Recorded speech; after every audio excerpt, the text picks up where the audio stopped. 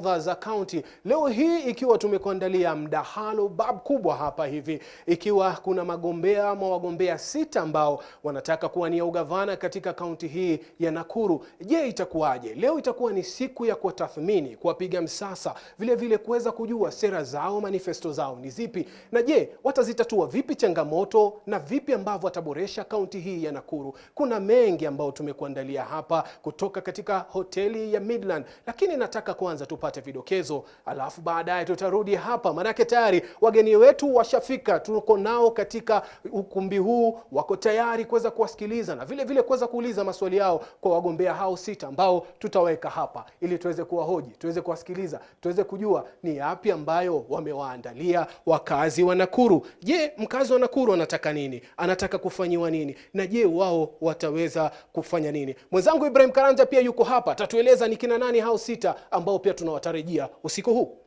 Well, here it is indeed a very tight contest for the Nakuru governor race here in Nakuru County.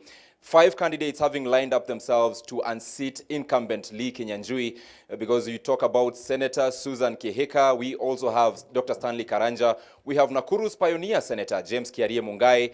We have Elijah Karanja as well as Munywa Wayaki, all of whom are here. And so far, Yeri, I can tell you, it's going to be a tight debate. But first things first, let's head to the highlights for KTN Leo.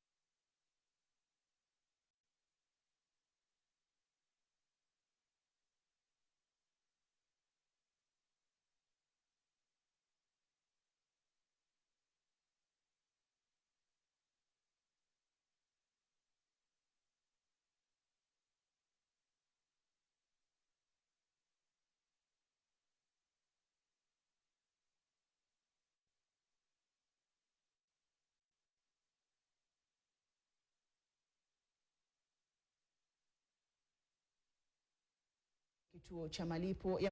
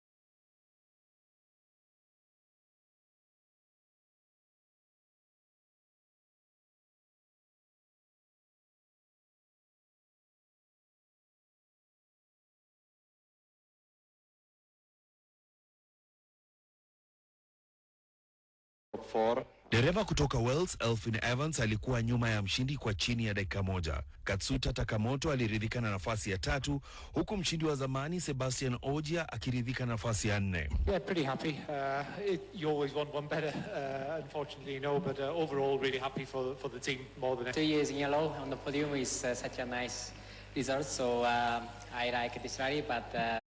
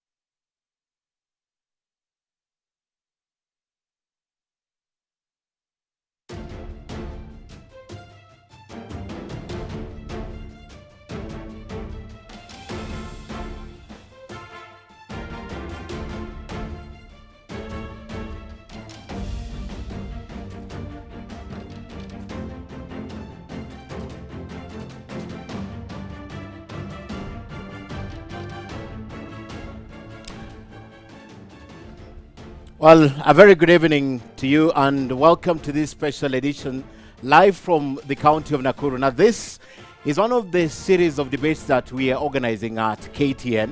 And my name is Ken Mijungo. I will be moderating this debate, which will last approximately 3 hours tonight. We invite you at home to sit back, relax as we deliver and delve into the issues affecting this great county of Nakuru.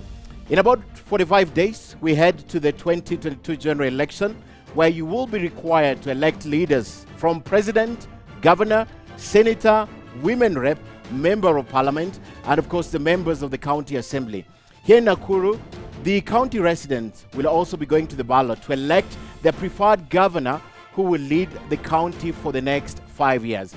Now tonight we are live from the Midland Hotel right here in the city of Nakuru, city number 4.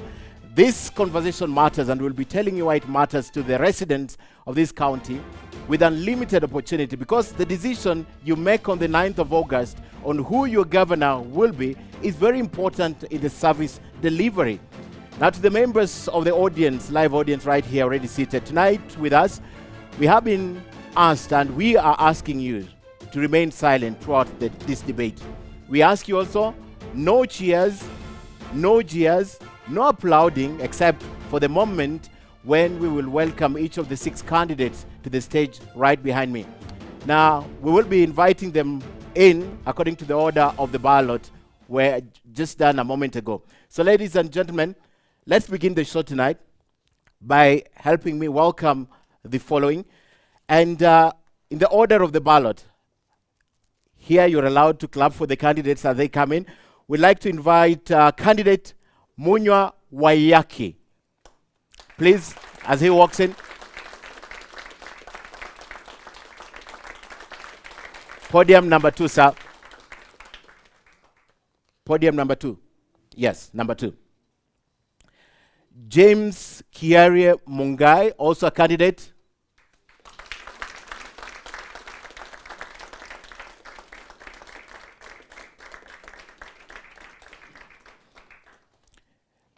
Number 3, sir. Next candidate is Dr. Stanley Chege Karanja.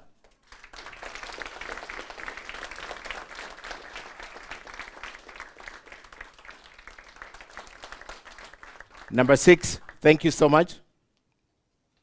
No, Stanley, number 4 actually. Number 4, yes. Next. Yes, that is it. And then finally, Elijah Chege Karanja. Let's clap for Elijah as he walks in. Podium number 6, sir. Number 6, yes, that is it. The fine. Thank you so much, gentlemen, for coming tonight. We still have 2 more candidates we are expecting. The incumbent governor, that is Lee, is on his way. So we are also is Susan Kihika. We are hopeful that she will be coming tonight. But gentlemen, you will be allowed to sit if you are standing too long as the debate progresses. You can also elect to stand the whole time during the debate. Now, before we begin the program tonight, we'd want to pass our special thanks to Midland Hotel for hosting us tonight, Amnesty International for sponsoring this debate, Midrift, Hennet, the Center for Democracy and Good Governance, Center for Transformational Leadership, Ashley's Event, Media Council of Kenya, Mercy Corp, and of course the Nakuru Business Association for partnering with us tonight and this far. All these companies, we appreciate you, our Standard Group, and of course as KTN News. Let's clap for the companies sponsoring this tonight. So, ladies and gentlemen, we welcome you to this special edition right here in Nakuru. Now, this debate will be divided into 6 thematic areas. Now, these topics were shared with the candidates earlier on, but I have to mention that they don't know any of the questions that we are going to ask tonight, but they know all the 6 topics we are going to have tonight. And as we begin the show, every candidate will have about 90 seconds, that is 3 minutes, for the opening and closing remarks. You will have also 2 minutes to answer each question that is directed to you. there will be an allowance of 1 minute to each candidate for a rebuttal or a response in case any of the candidates on the podium tonight mentions them specifically. And of course, you'll be accorded 1 minute for a follow-up question, or in case anything is not clear, when your time is up, you will obviously hear this sound.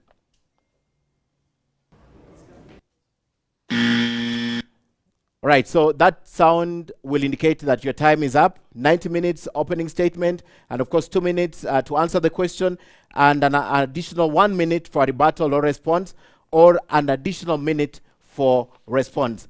We'll also be taking questions from the members of the audience present. My colleague right here, Ibrahim Karanja, will be taking the questions from the members of the audience. Ibrahim? Yes, Ken, we shall be taking the questions from the members of the audience here.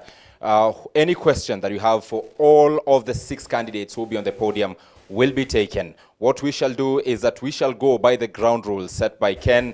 Remember, no cheering, no jeering, only ask a question. That shall happen in order, in that by the time Ken comes to us, we shall only be raising our hand and the mic will come to you.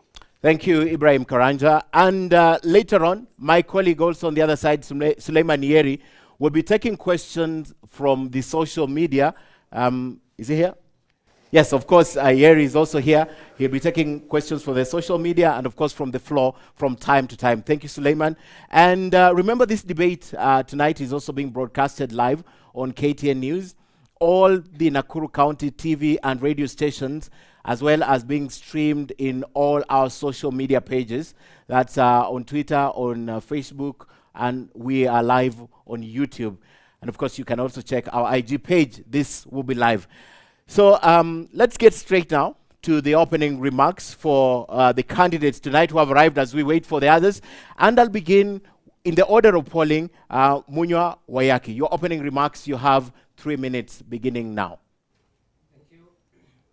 I thank KTN for hosting us today as the sponsors. I'm Munywa Nicholas Wayaki. My background is surveying, masters in policy and administration, and currently pursuing my PhD in public administration in the University of Nairobi. I'm a resident voter of Nakuru, born and brought up in Nakuru, a person who used to see Nakuru great, and a person who grew seeing Nakuru deteriorate in its greatness, and hence the need to vie for this seat so that we can restore the glory that has been lost of our county. I hope I'm audible enough. Yes, you are. Yes, you are. Thank you. My clarion call is we join hands and make this county great and enjoy to the latter the fruits of devolution like any other county has been doing in this great Republic of Kenya. And also condemn the spirit of returning money under any circumstance to the treasury, because that is denying Nakuru what is rightfully theirs. Thank you. Let's clap for him. Asante sana, and it helps if you save us minutes like that. Asante sana, Wayaki, for that. Candidate on number 4 with the order of polling, that is Dr. Stanley Chege Karanja. No. Your 3 minutes begins right now. No. Oh, you interchanged. All right, go ahead, sir. Well, he's Stanley. Stanley, yes, you interchanged the podium. Let's go ahead. Stanley, Okay. yes. Yeah, go ahead, Dr. Thank you. The first thing is to thank the Almighty God for this opportunity, and KTN for the opportunity, and all the Nakuru people who have come this day here to be able to discuss matters Nakuru County. My name is Dr. Stanley Chege Karanja, hashtag Stano Nidawa, hashtag Governor Nakuru Nistano. God created us to be able not only to transform, but to transcend what we do. And that's why, by realization that God created us for a great purpose to transform the world and to transcend it, to be able to alleviate sufferings of beings, that's why in my call, as a Kenyan citizen, Nakuru resident, I'm vying for the position of Nakuru County Governor. What do I believe in and what do we need to change? We've taken many things for granted. We need to inspire and motivate all different levels of government, and particularly in Nakuru County, and various stakeholders, so that we can transform this county together. Na nikisema na Kiswahili, lazima we must bring critically socio-economic transformation for our people. Lazima tuangalie mjadala kuhusu elimu, maadili, maarifa na kazi. Pia lazima tuangalie mambo kuhusu maji, kilimo, biashara, barabara na vipi viwanda tuweze kuinua jamii zetu. Pia lazima tuangalie mambo ya makao. Tunaishi namna gani watu wa Nakuru, watu wa Kenya? We live in pathetic situations. If you go to Nakuru on top of Menengai crater and look down, or if you take an opportunity to take an aerial view of Nakuru, you'll be mesmerized negatively by what you'll be able to see. Things like looking like shanties, yet we are a city. Makao, afya, we need to provide universal health coverage for our people without paying a penny. It is possible. Without much ado, we should not forget our environment, and we shall be secure. Without forgetting also all the sectors and age groups of our people. Kutoka wazee, lazima tutengeneze fund ya wazee katika hii county ambao wanaweza kuwa wakifaidika kutoka hapo na biashara zao katika kiwango hicho. Pia kwa wamama wako na women groups mingi wamejaribu sana.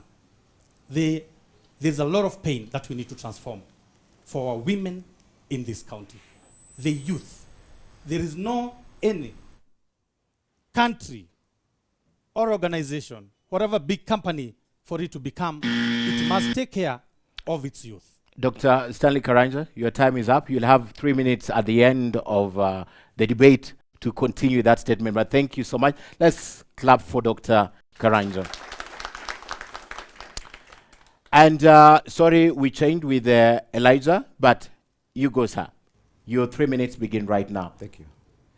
Yeah, thank you very much, KTN. Thank you very, very much, Midland. Thank you very much, the audience. My name's James Kiari Mungai.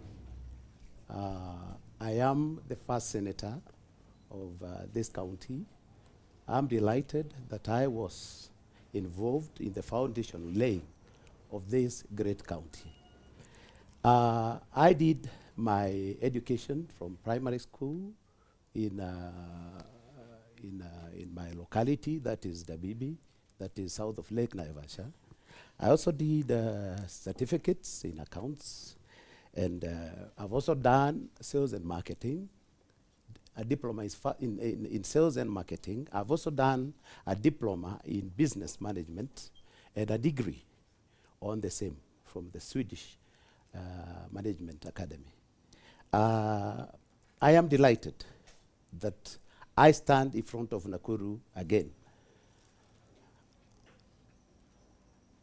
2013 was the beginning of the devolved system of government. That is when I begged and really kneeled for votes from Nakuru residents, and they had my call and gave me the senatorial position. When I went to Nairobi, I worked hard to a point where the funds that I solicited for have been returned to Nairobi by the two governors that have been elected by Nakuru people. I feel that, well, time has now come for us to be able to make a decision. I would say when I was in Nairobi as a senator, I was really not able to interact so much by the common mwananchi. But from 2017 to date, I have been at the grassroots, ensuring that I understand the challenges that the common Mwananchi is going through. And through that, I would say this. I have seen roads that are done badly. I have seen children being chased away from school because of lack of fees and bursaries. I have seen ambulances doing work that they're not supposed to be doing. I have seen the challenges that were there in 2013 continue. James Gary, your time is up, and of course, you will have another opportunity at the end of the show, at the end of this debate, to complete your remarks. But thank you so much, and because it was an opening statement, I'd like your voting block again to applaud you, ladies and gentlemen. Next, before we continue, I have just noticed two things. Ladies and gentlemen in the audience, we know that we didn't ask you to switch off your phones, but we're now asking you to either put them on vibration or remove the tone so that we don't have an interference.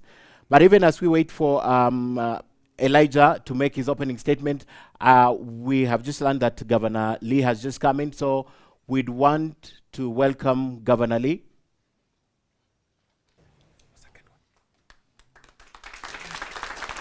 Podium number 5, sir. Thank you so much.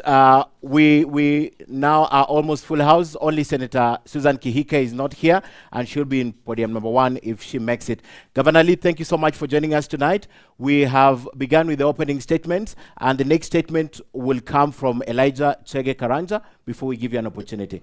Your 3 minutes begins right now. Thank you, Mijungu. Thank you, the audience. Note to my panelists and Nakuru residents. I cannot make any statement referring what I intend to do in Nakuru right now without, first of all, consoling the people who have lost their loved ones in this county, and their names cannot be forgotten. And I will use this opportunity to mention them. Susan Omboi, a mother of 3. I am a father. I can just imagine how she felt. And only God can console the family. There is Diana Opicho, 23-year-old young female. As a father of a daughter, I know the pain of the family and the father. As she called her last breath, she wanted her father to rescue her. With that, I can only tell her family, God be with you. Grace Waboy, a young female of 21 years, vibrant, just through college. Again, I can only say, God be with them. And I'll tell them, when I lost my father 6 years ago, he encouraged me, and I have a phrase of a Kikuyu song that really brings me, and I'll tell them to think about it and feel deep in their souls, because even when the men have disowned them, when the leadership was not there to rescue them, God was there for them.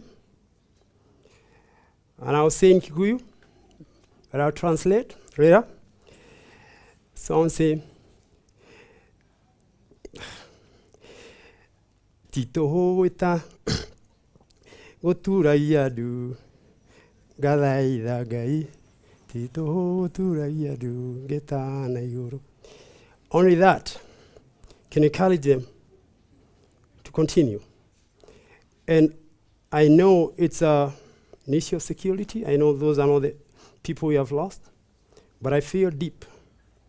Mijungu, that will be my opening statement. I console with those families. Thank you. Thank you, Elijah.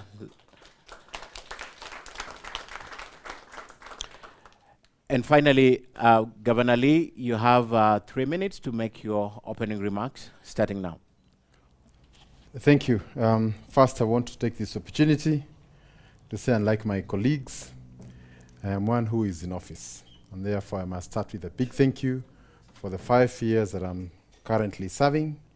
And even as we draw to an end, we owe our tenure to the people of Nakuru. And therefore, any conversation on future plans must begin with a thank you of where we started. Then secondly, you don't apply for a job without your CV. It's good to say that I'm a graduate of Kenyatta University. I studied arts. Later, I went to the University of Nairobi. We have done business administration and later international relations. And I want also to confirm that at the time when I studied these things, I did not know how useful they would later become in my job as a governor. Every so often, we have ambassadors who are coming here. If you don't understand the international system, you'll find yourself floating. In business, how to manage business, understand their issues and their problems, again, that becomes very important. So your education is very critical to the job you're applying. Secondly, I've worked in NTSA. I was the chairman there, and we started a lot of reforms, especially around ICT. And many of those reforms continue to date, and I'm very proud of being the pioneer chair, and some of those reforms that also brought into effect a lot of online platforms and so many other things. We are part of that. Secondly, and I was a member of parliament here in Nakuru, and I've also been here in good times and bad times, and therefore I remain a very strong advocate of peaceful coexistence, noting that Nakuru is probably the only place in Kenya where you'll find everybody. And that remains our core agenda, especially noting that there can be no development without peaceful coexistence. Lastly, I have also been a strong advocate of devolution, noting that from 2010, the Constitution brought a new order, and the decisions are no longer made in Nairobi, in 10th floor of a building to the exclusion of the residents. Now we have brought it to a place where people can make decisions around what they have. And in Nakuru, for example, we have the ward fund where we have 30, 40 million going to every ward, and people can sit down and say, these are our 3 top priorities. Therefore, I want to say I celebrate devolution, and every day as a governor, I am a practitioner of that. Lastly is also to confirm that devolution also is meant to help change the lives of the people, be it from a health or agriculture perspective, and therefore it's not just work, it's about changing the lives of the people you serve. Thank you. Thank you so much. All right, gentlemen, we begin now the debate, and at this point, our audience will not want you to clap or even cheer your candidate or even jeer them. So we'll ask you now to bear with us as we begin our debate. And Governor Lee, fortunately or unfortunately, you are in office where when security matters are of big concern to people of the county of Nakuru. So to begin with, you have 2 minutes. How would you assure your voters of Nakuru that they will be around on the 9th of August with what's happening in Nakuru County? State of insecurity. There's concerns about security. How would you assure them that they will be here on the 9th because they're concerned about their security? Okay, I think first matters to do with security require a lot of caution. It will be extremely inappropriate to say that insecurity in one place is therefore a reflection of how the whole county is. And some of those alarmist statements can also be misleading and also lead to serious consequences. We have an issue of security, yes, it is localized. These are organized groups in urban centers. Are they being checked? Is the government up to the job? Yes. And even now, we have just come from a meeting around that, and very soon you will see very swift action. But I think also it's good to look at security beyond just the assurances, but also what infrastructure have we put to ensure that those things do not recur. And I want to say from a county perspective, we're investing in streetlights and CCTV, and I think that's a conversation I was having with our people, and also coming up with a platform where people can be able to report people they suspect, whether they are gangs or whatever they are, and more importantly also to urge our politicians, those who have been sponsoring some of these criminal activities and criminal groups, to also desist from doing that. And also members of the public, you cannot say you have information, you don't give the information, and also you keep electing leaders who also are supporting criminal enterprises. So I think we have to make that tough choice of where we want to be. But I think from an administrative position, I want to assure the people of Nakuru that we will do everything possible to ensure that not just the elections, during the campaign, and even after, nobody will be touched by anyone. Governor, follow up. You say that you ensure the people of Nakuru are secure. What would you tell them for the last 5 years you have done for them in terms of security? It will be important first to appreciate that security is not a devolved function. Yes. And therefore, our role in security is to the extent of cooperating with the national government, and where there are issues, we can be able to deal with them. And just for your information, areas that have been hotspots in the past, including areas that border between Ase and Narok, the county government of Nakuru has been in the forefront. We have even sponsored meetings in Naivasha, brought communities together, and we've been able to resolve most of those issues. Whether it is humanitarian support when crises have hit a particular community, we've always been there. But more importantly, is investing in conflict resolution. How can we ensure that these conflicts do not get to that stage where now they erupt and become security issues? Okay. And we have also trained people to ensure that we have what you call ADR, alternative dispute resolutions, because a lot of these conflicts begin as small conflicts, they are not resolved, they become big, and now they explode. So I think the bigger issue is the prevention part of the game. The prevention that you're doing. I'll go to the former senator, because this is important, and as much as your role is in the county, is also in the national government, and you check the governor. This is a concern. I'm just looking at your ideas as a governor. Your work will be to cooperate with the national government to ensure that there's security, and you'll take ideas and the grievances of people of Nakuru there if you become the governor. What is at the top of your mind when you think about representing the issues of security to the national government if you're elected? Thank you so much for that question. First and foremost, let me say this. Nakuru is known for what we are discussing here. And one of the major priority items that are supposed to be tackled by the Office of the Governor in conjunction with the national government is issues that erupt and what makes them erupt. I would say this, that from the time that there were issues touching on tribal challenges, the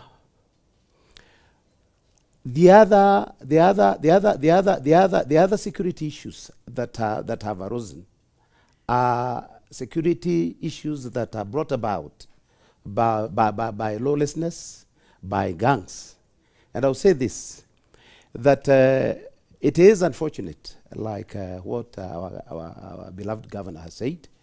It is sad that there are individuals in leadership that have played part in creation of this insecurity, particularly in the city of Nakuru. I would say that the matter has taken long, and given a chance, I would ensure that such challenges are concluded as fast as possible. I will ensure that if there's laxity from members of the national government that are supposed to address issues that bring about such challenges, we will, and I will, also liaise with even the national government itself to ensure that if we have local administrators that are not taking proper action, that they are removed to ensure that Nakuru people have peace.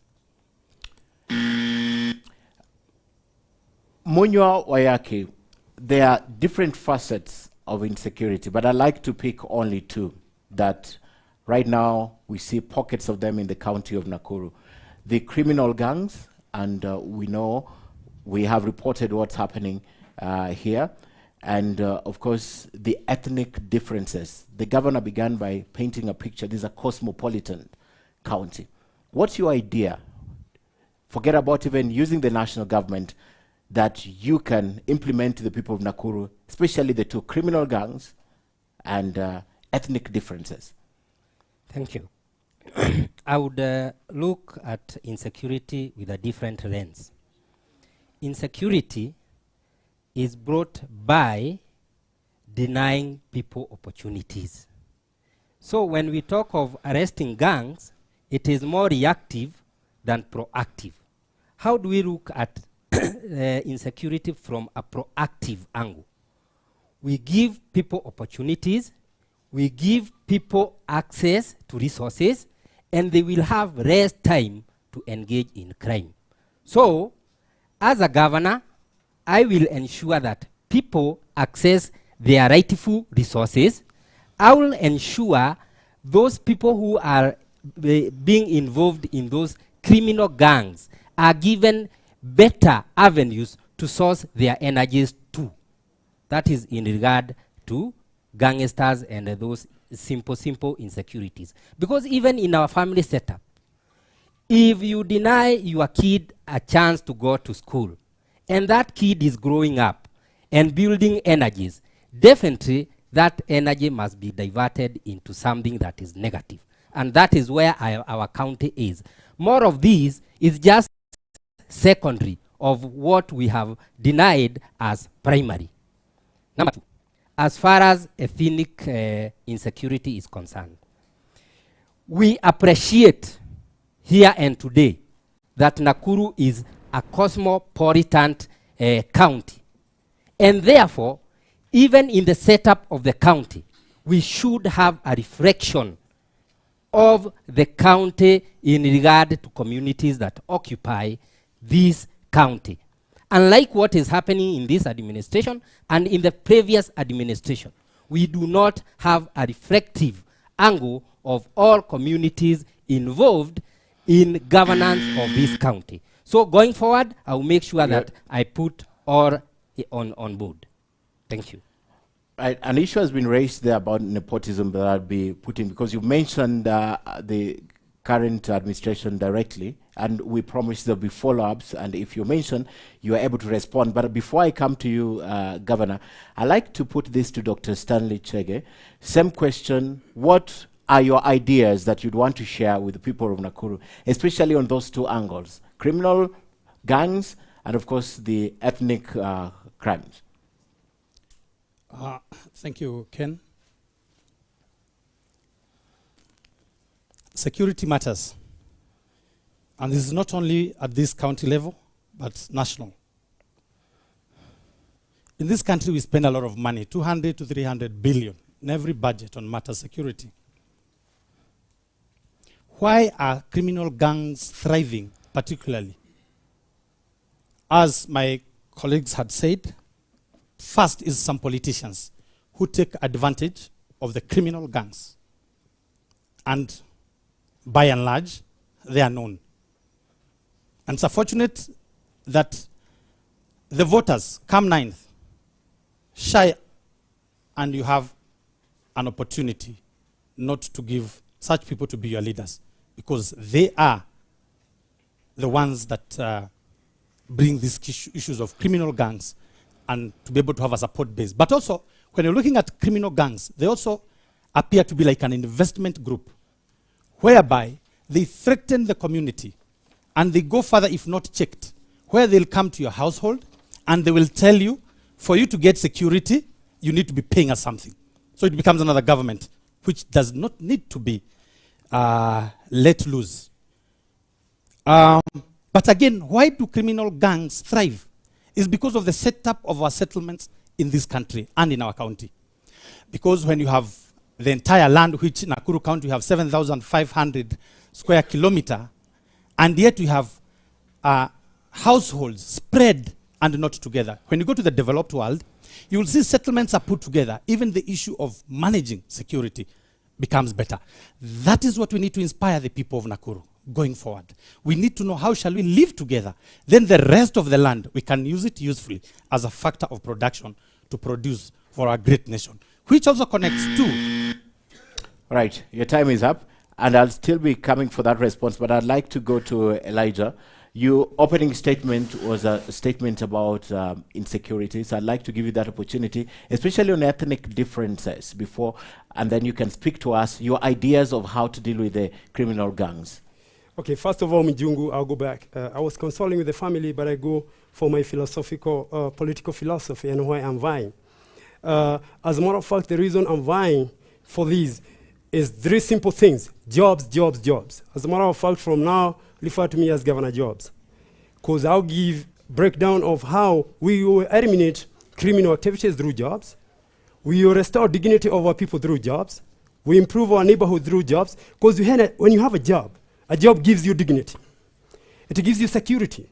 It gives you medical. It maintains a family. That's how important a job is. And the first job for an executive officer in a county is to create a job. And I know Mr. Lee agrees with me on that respect. So about the gangs especially, you have to understand the psychology of gangsterism. As a matter of fact, most of the people we are calling gangsters are kids that need to be rescued. You find Confirm has kids as young as 12, 13 years. I don't know how you deal with those kids without reforming the system. And you need a 4-tier system to eliminate gangsterism. You need law enforcement, you need a civil service, and then you need the county government to come with projects of enhancing and giving these young men opportunity, because all they need is opportunity, because for them, a gang is a family. So you have to give them an opportunity so that they can pursue their dreams. If you do that, you choke the gang and you kill it. Nakuru is not the first one, but Nakuru is slowly becoming a gangster's paradise. Let's agree that. Kwaroda, Pondamali, gangs are all over this place, in-house and gangs that want to expand. And if you don't do something about it, anybody heard about Sinaloa cartel? They govern Mexico, a city, a big country. That's what is going to happen with gangsterism here. I might go back to ethnic. It's all about economic opportunity, Mijungu. It's about jobs, jobs, jobs. I have never seen Indians and white folks fighting anybody here. Right, your time is up, but we'll come back to you. Governor Lee, I'd like to give you that opportunity that was thrown to you by, I think, if I'm not wrong, Munya, on nepotism and employment. Because one thing that is coming from this is for us to do the right thing with the gangs to get them out, we have to give them opportunity. But that's what he was bringing to your table. I think first it's good to appreciate that you cannot look at criminal gangs in a simplistic way that they just lack opportunities. I think it's a culture that is deeper than that. But I think for us as planners of urban centers, there are certain conditions that make it easier for some of those things to occur. One is availability of drugs across. 2, no education. And 3, lack of social amenities. If, for example, people have nowhere they can go and play basketball or volleyball and that kind of thing, then those young people will actually be there idle, not knowing what to do, and they have a lot of energy. So young people generally have a lot of energies. How can we get these energies into the right way? And I think one of the first things is also look for alternative avenues of engaging. Even if they have money, they need to be engaged physically. But with respect to nepotism, I think it's good to inform my colleague that for employment purposes in Nakuru, we strictly follow the population quota. If a particular community is 5% or 10%, they will get their share. And we are open to any form of audit that would be able to establish some of those things. So, and I think also, maybe it's not good to blow the story beyond proportionality. If Kisumu, Mombasa, Nairobi, all these things are there. So statements like Nakuru is like a gangster's paradise are most reckless, both to a tourism and hospitality sector, and they should not also be said, because we work here every day. So when also we create perceptions of that nature, we are also acting irresponsibly. Thank you.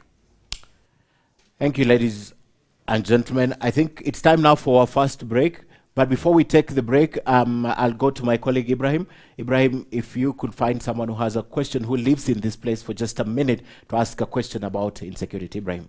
Yes, Ken, I'll do that. And I saw you raise your hand, and I'll give you this opportunity in less than a minute to shoot your question to one of the candidates. Start with your name and where you come from.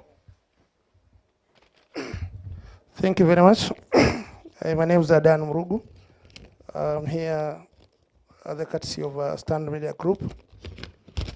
I was in the last debate at Kilimo Hall in Egerton. That was 2017. Okay, fine. I have a structured question for all the candidates, but this one goes to the independent candidates. There you are. In relation to post-election violence of 2007 to 2008, and the current situation at the moment. I would wish that you take me through this journey, because what your responses to the question which was put to you by the moderator were not very convincing. I think from 2007, when the governor was the MP around this place here, we had an increase of population. And that way, led to this kind of the security menace we're having at the current moment. So I'm interested to know from Mr. Munywa, my former senator, Dr. Karanja, and Erija. You take me through the journey from 2007. We had acted an increase of population, people coming from other areas. These actually, I've lived here for the last 50 years, I know. This is actually the major cause of this kind of a problem you're having. Thank you very much. Well, thank you. I'm sure the independent candidates have heard that question, Ken. And immediately we come from this particular break, they will be having an answer to that.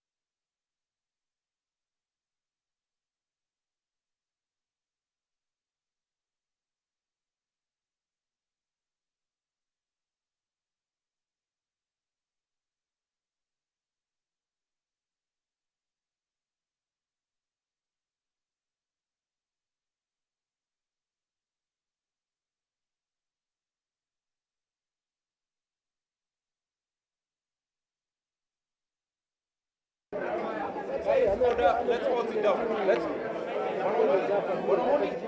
hold it.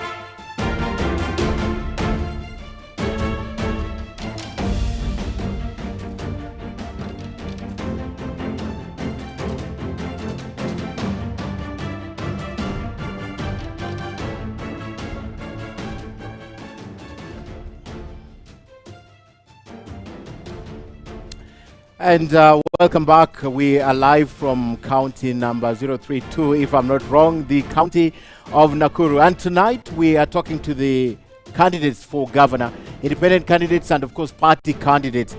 Talking about party candidates, we invited Senator Susan Kihika, who's running for governor on a UDA ticket, to this debate. And as late as this morning, she confirmed attendance. We have been speaking to her. Unfortunately, podium number 1 is empty. Senator Susan Kihika is a no-show, but we'll keep the podium just in case she shows up, because she deserves a chance to talk to the people of Nakuru. So tonight, apart from Senator Susan Kihika, we have Elijah Chege Karanja, who's sitting podium number 6. We have Lee Kinyanjui, who's the incumbent governor. We also have Dr. Stanley Chege Karanja, and we have James Kiare Mungai, and of course Munywa Wayaki joining us tonight to talk to the people of Nakuru. Right, we still proceed on the issue of insecurity, and I'd like to hand over to my colleague Ibrahim Karanja. Ibrahim. Break, we were speaking to the people here and getting the questions from the people. Remember, the issue of leadership is not only about the leaders and the question we ask, but about what the people feel should be addressed. And we took one question which was addressed to the independent candidates, which they shall be responding to. But right now, I want to take one more question, and this time from our partners, the Midrift Human Rights Network. I'll speak to you, Bwana Omondi, to shoot your question to either or all of the 6 candidates, please, as you stand. Thank you, Ibrahim. My question will go to our current governor. We have spoke about the issues about peace and cohesion in Nakuru County. As a county, we are alive to the fact that we have had a lot of challenges since 1991, when Nakuru district was, the current Nakuru County was a district. And in the wisdom of the county assembly, they have passed 2 legislations. First was the Nakuru County Violence Prevention Policy, and also the recently passed Nakuru County Peace Building and Conflict Management Law that we have been informed that you assented to it. So what is the status of the implementation of this particular legislation? The second question is about, recently we had a very good meeting with the community health volunteers, and health being a devolved function, it's quite important to note that the county assembly, again, in their wisdom, they passed the County Health Services Act. So we want to see the implementation. You can share with us the status of the implementation. In 2013, 2014, there was a law, County Public Participation Act. We have not seen a robust public participation in matters the county. Thank you. I think we have gone ahead of us. The question was about insecurity, but we'll definitely be addressing your 2 other questions when we come to that. Ibrahim? Well, I'll pick another question. People seem to be very quiet on this side, so I'll go back to this side and give the gentleman at the front, Ken, the opportunity to shoot his question. Even as we go to the candidates to again answer all the questions. Remember, it is a government for the people, by the people. Start by your name and where you come from, sir. My name is Edward Kings Maina. I'm a resident of Nakuru Tangu 65. I have a question targeting the retired senator and the current governor. It's a question about economic posterity. The county... I'd like to stop you. We will take economic questions when we talk about economic questions. Right now it's about security. I think, Ibrahim, there's no other security question. It relates to security, please. It relates to security. Okay, go ahead. Economic posterity underscores security. You have just told us we shouldn't be reckless when we talk about why insecurity by gangs exists. In your current government, for the last 4 years, you have returned to Treasury a total of 17.12 billion. Yet, you are known to be advocating for empowerment of small, medium enterprises. But you have not paid pending bills. How does this enhance security?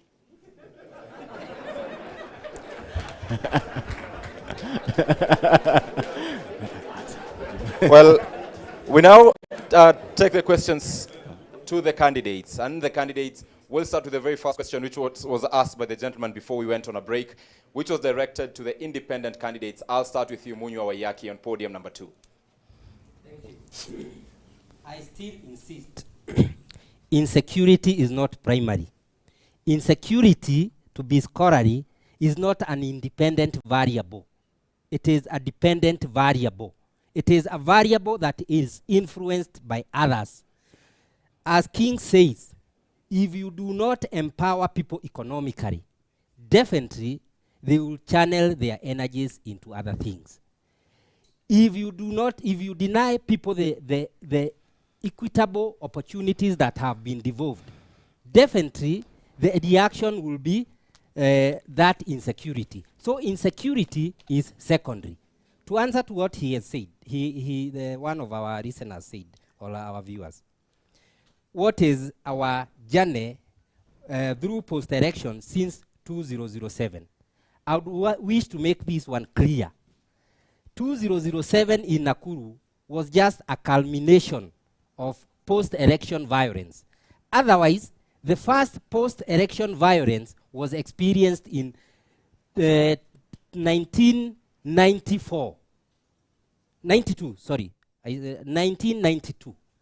After which, we had another one in 98, after which it culminated to what was so simultaneous in 2007.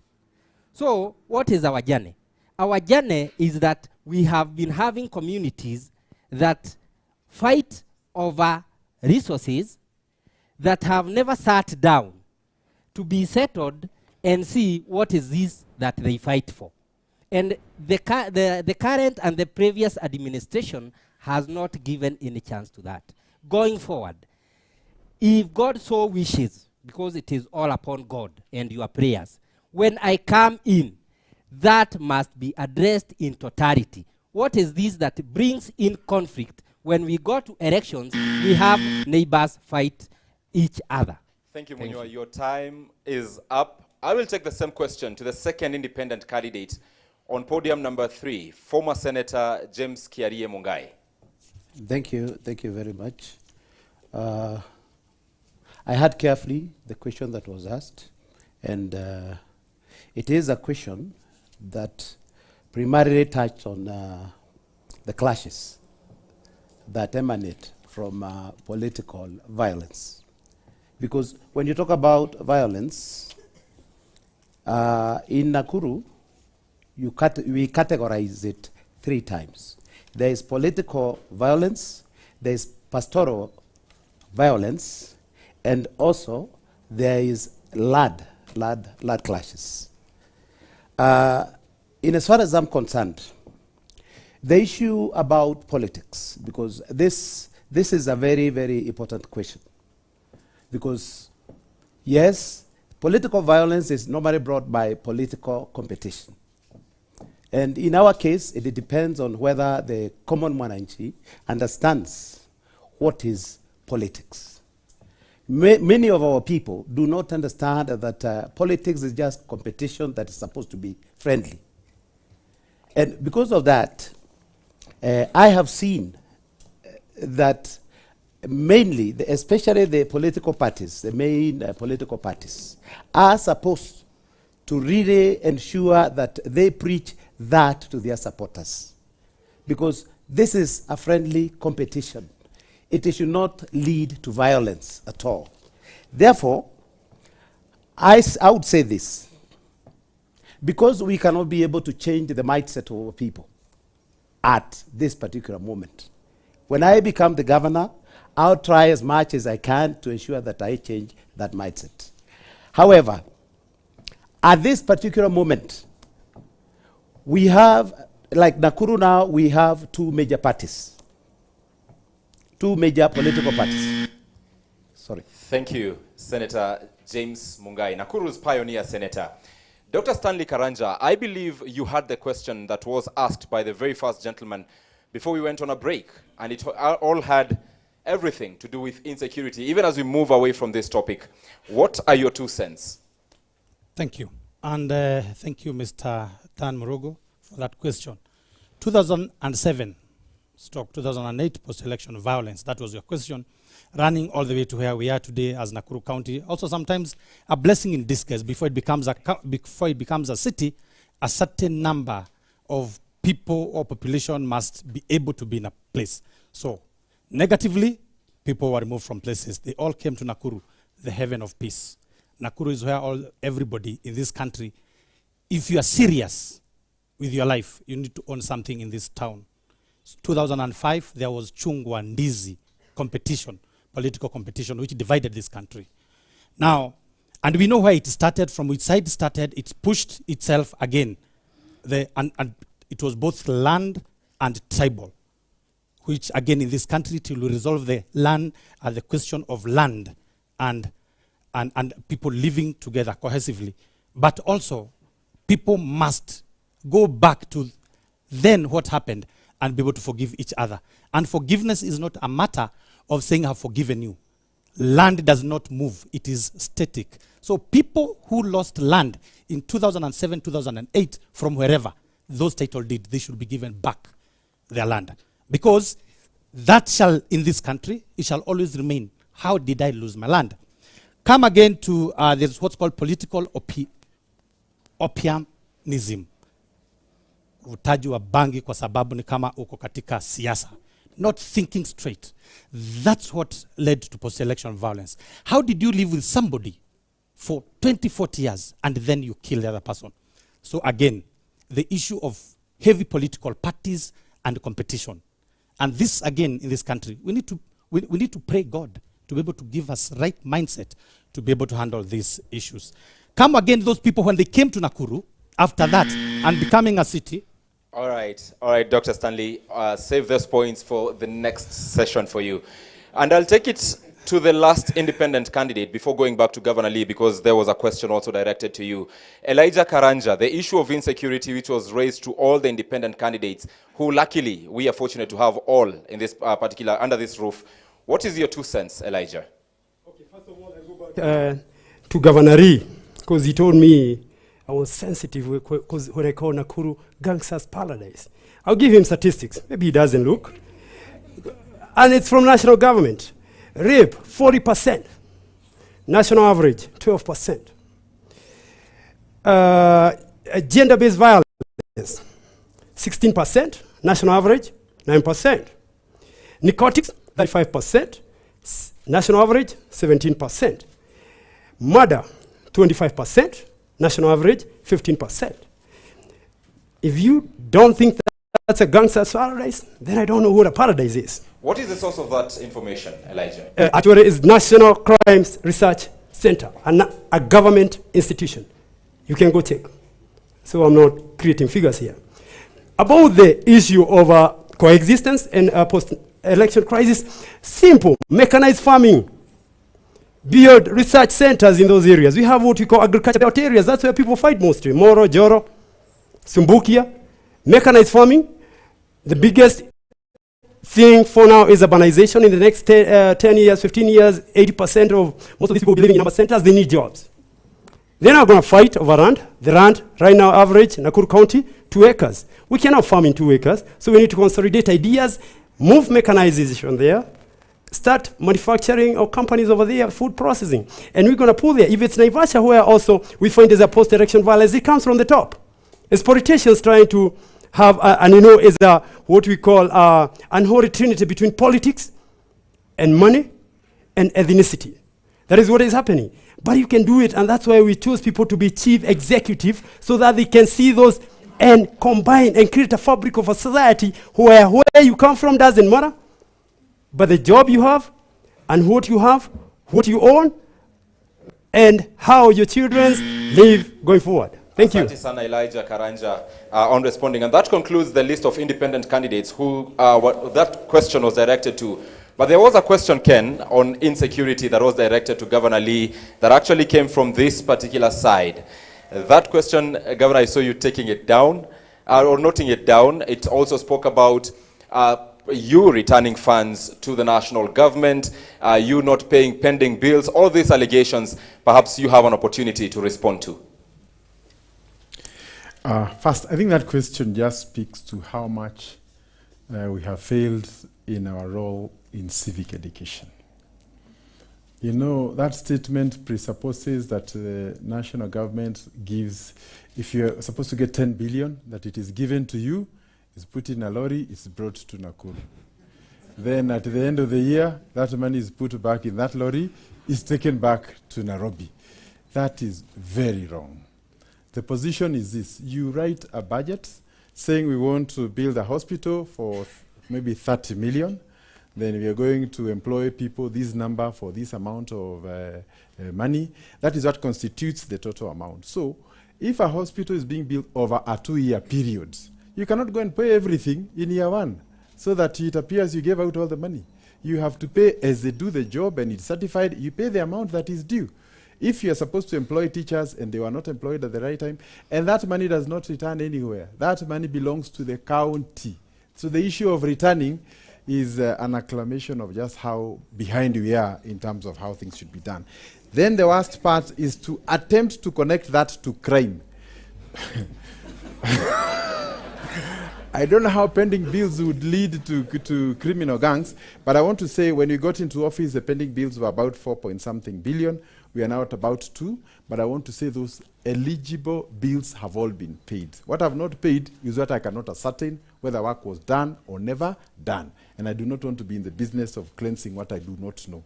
So I think I've also to take responsibility for the job that has been given to me, but also want to confirm that prudent management of resources is not just about using all the money you get. You know, we are building a hospital, a road over 2-3 year period of time. There's retention for a job that has been done.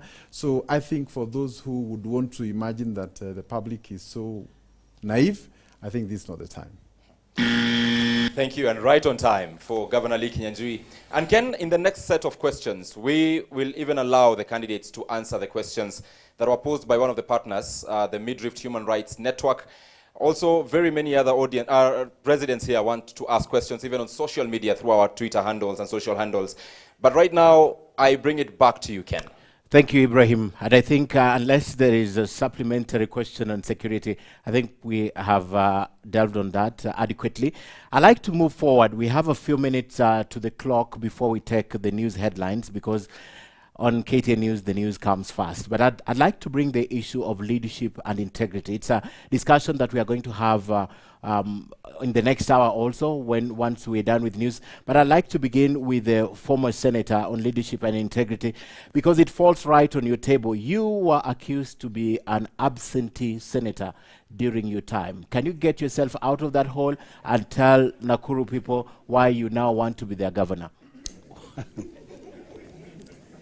Thank you. Thank you very much, Mr. Munjingu. The matter that you've raised is a matter that I've come across, and it is a wording that was created by somebody that I was not comfortable working with. And what he did was that I did not believe in his ideas. I did not really conform to his style of leadership, despite the fact that we were in government together. So it is the fact that I was not attending his functions that he said that I am absent. However, the idea about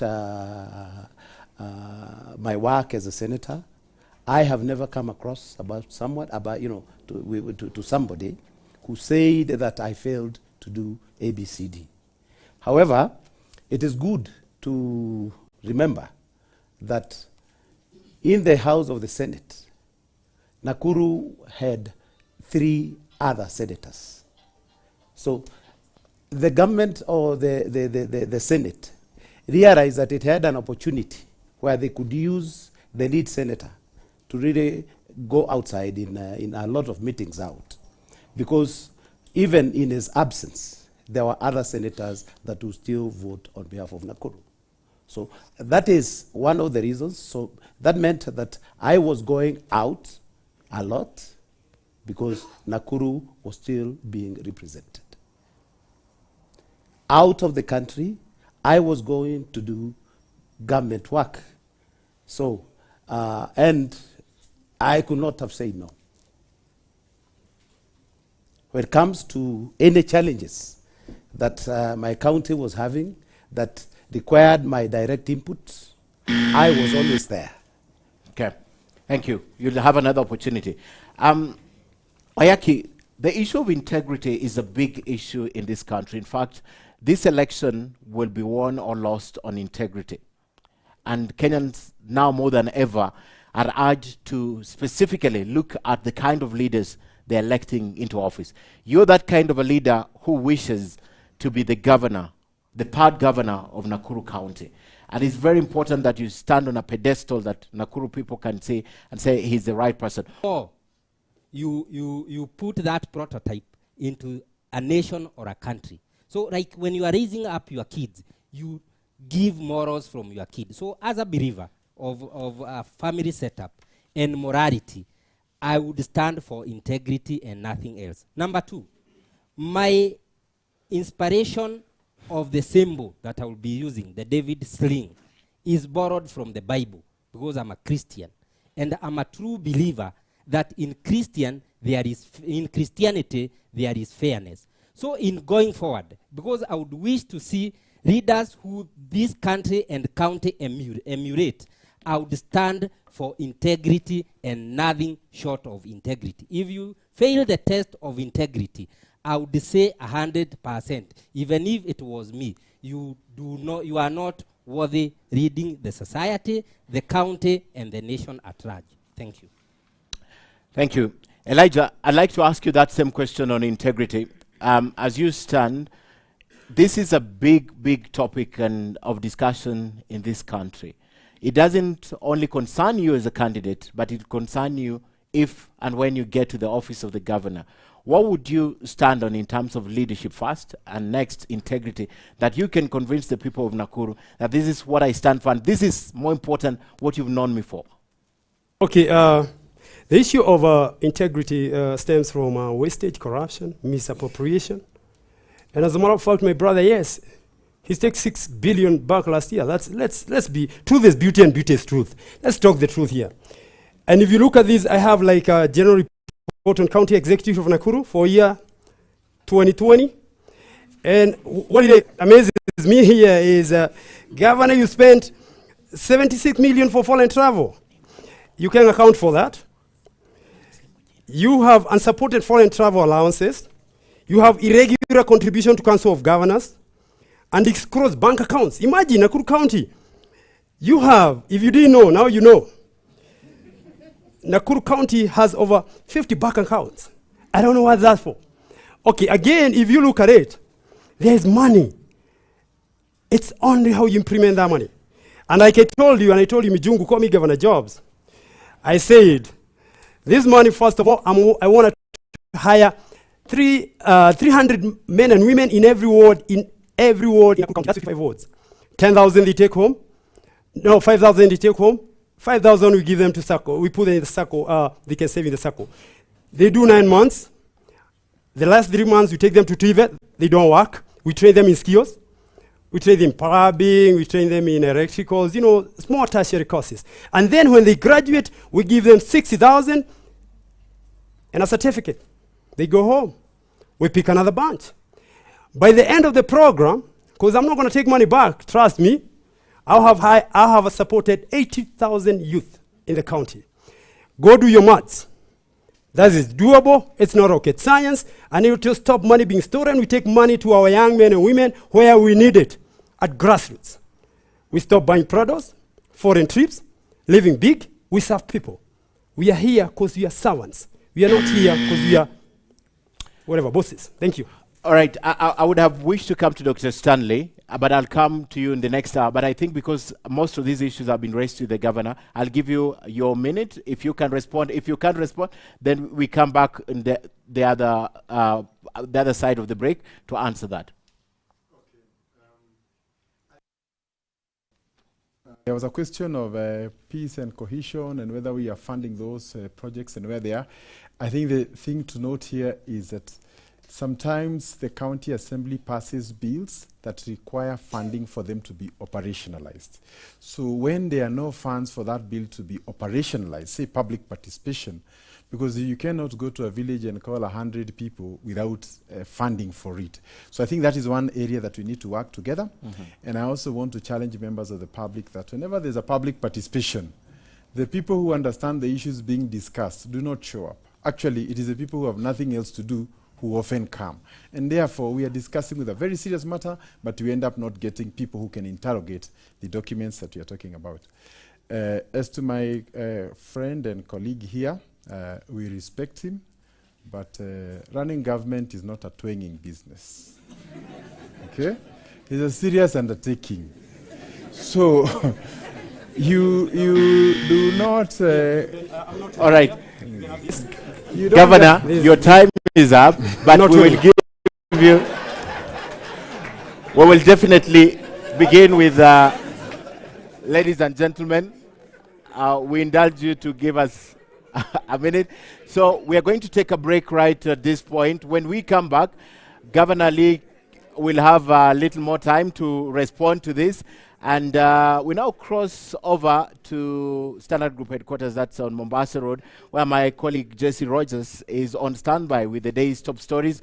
Stay with us. The debate continues from County 032 tonight with my colleagues Ibrahim Karanja and Yeri.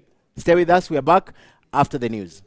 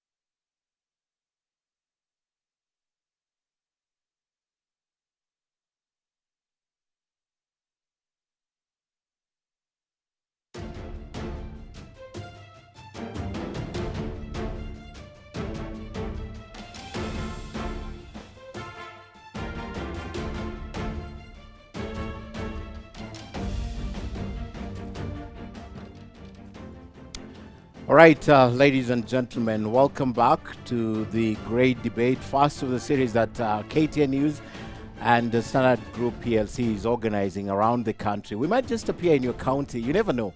Just call us, tell us where to come. We will come. And of course, tonight we are in County 032. This is Nakuru County. Several issues in this county. We are done with 2. We are yet to deal with 4. We still have about 1 hour, 30 minutes on the clock for us tonight. And all the candidates are here except one. From the outset, Standard Group PLC and KTN News want to state, because there's so many questions online, why the only female candidate running for governor in this great county is missing from podium 1, that is Senator Susan Kihika. We'd like to confirm that indeed we invited every candidate running for governor here in Nakuru County. 5 chose to appear. Susan Kihika chose not to appear. We invited everyone to answer your question on social media why she is not on the podium tonight. Away from that, we have members of a live audience tonight in this studio at Midland Hotel right here in the 4th city. That's Nakuru City. Once again, I'd like to repeat the ground rules. We urge you during the debate, no cheers, no jeers, and applauding. I also ask that we put our phones on vibration or we switch them off if we can. And just to repeat to the candidates, once again, you had your opening statement. Now, in this session, you'll have 2 minutes each to answer the questions directed to you. There will be an allowance of 1 minute for a rebuttal. It's an open debate if you wish to, or even response in case any other candidate mentions you specifically during their response. And of course, you'll be accorded 1 minute for follow-up question, or in case anything is not clear. And when your time is up, candidates, you will hear this sound.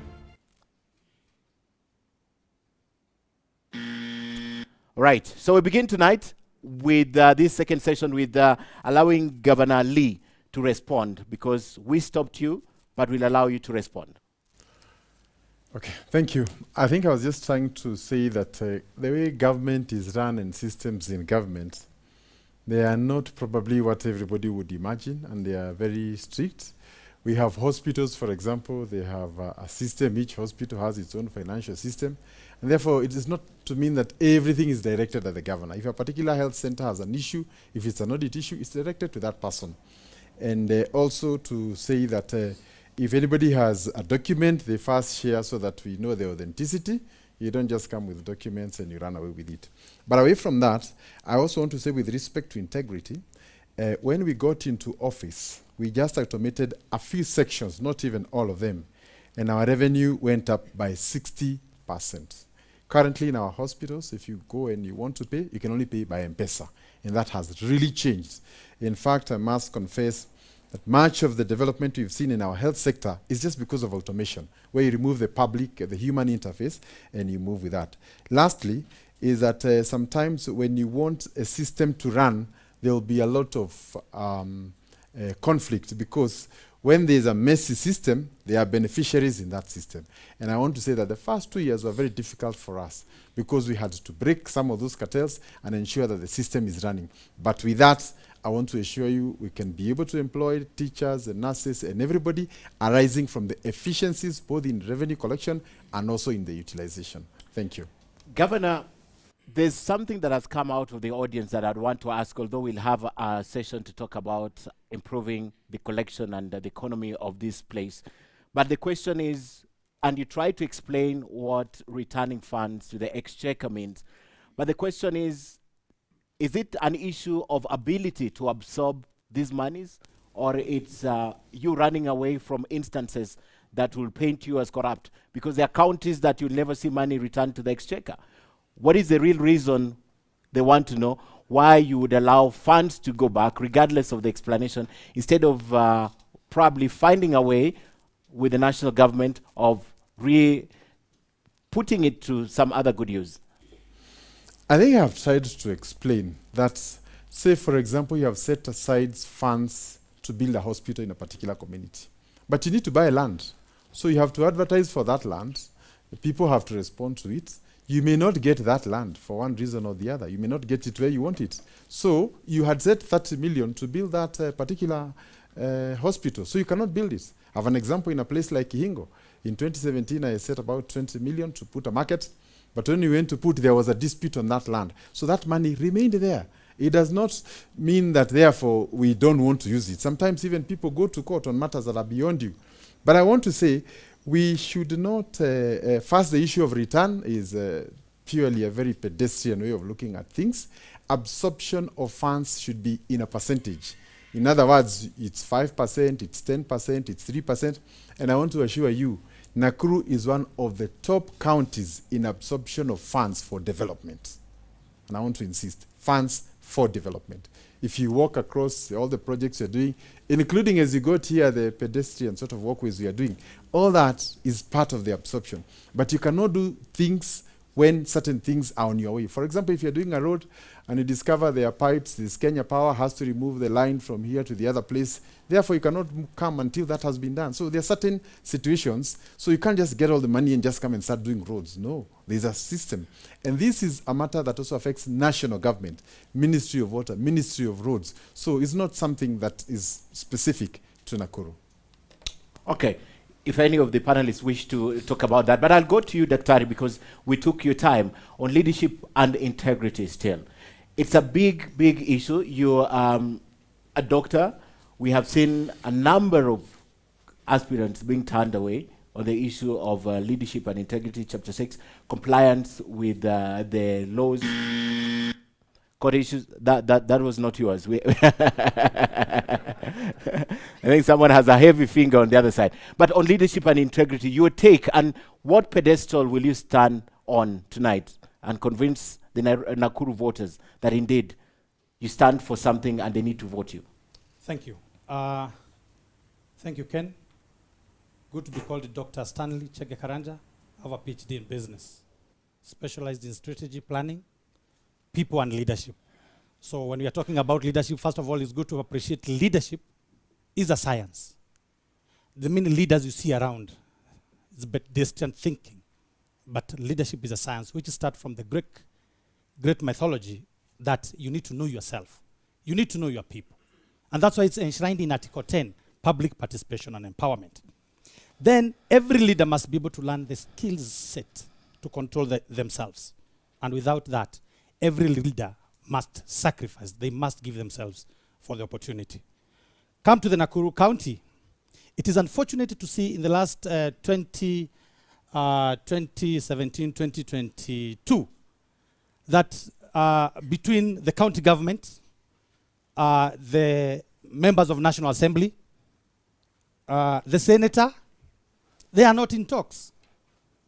You don't understand the people that we shall be elected. They shall elect us on 9th. Then on 10th, from whatever party or as independent candidate, we have one customer to serve, the people of Nakuru. So there's a big problem in leadership, and it's opportunity not only on the morals, but people needs now to be sensitized, civic education, so that we can be able to transform this great county. So when we look about wastage and plunder that's happening, when you have county government has done something, national government is in papers, and member of National Assembly saying the same road they have done, and yet roads are well classified. It is very unfortunate. Wastage and plunder, corruption, ineptitude in our county. Those things must stop. I will discuss with each and every leader and explain to them the reason why God created them. That they need wajijue, wajipende, na watumikie watu. Those are the things, and this is the discussion that we need to. I thought mine was 2 minutes, huh? Yeah, your 2 minutes is up. No, that's 1 minute. Huh? Our timer is accurate. Gentlemen, I'd like to move away from leadership and integrity and talk about the core of the discussion tonight. This is devolution, because it's the reason that we are here tonight. I'd like to talk about 3 facets of devolution. I'd like to talk about health, finances, and education. I'll begin with the health sector, because health is devolved. And one of the sticking issues in the counties is the payment of the practitioners, the payment of the nurses. counties have been affected, and probably also Nakuru County is affected. I'll begin with Wayaki. The nurses issue. One thing about these counties, most of the professionals or supporting staff are employed and they are pensionable. Some counties don't employ their nurses on permanent basis, and this has been a huge issue. How do you intend, for example, to sort out that particular issue in the health sector if you're elected governor? How do you want to work with the staff? Frequent strikes gone. Thank you, Ken. And before I react to that, I would humbly request we desist from using languages like returning money in a lorry, pedestrian, business of twanging. Let us not chest thump.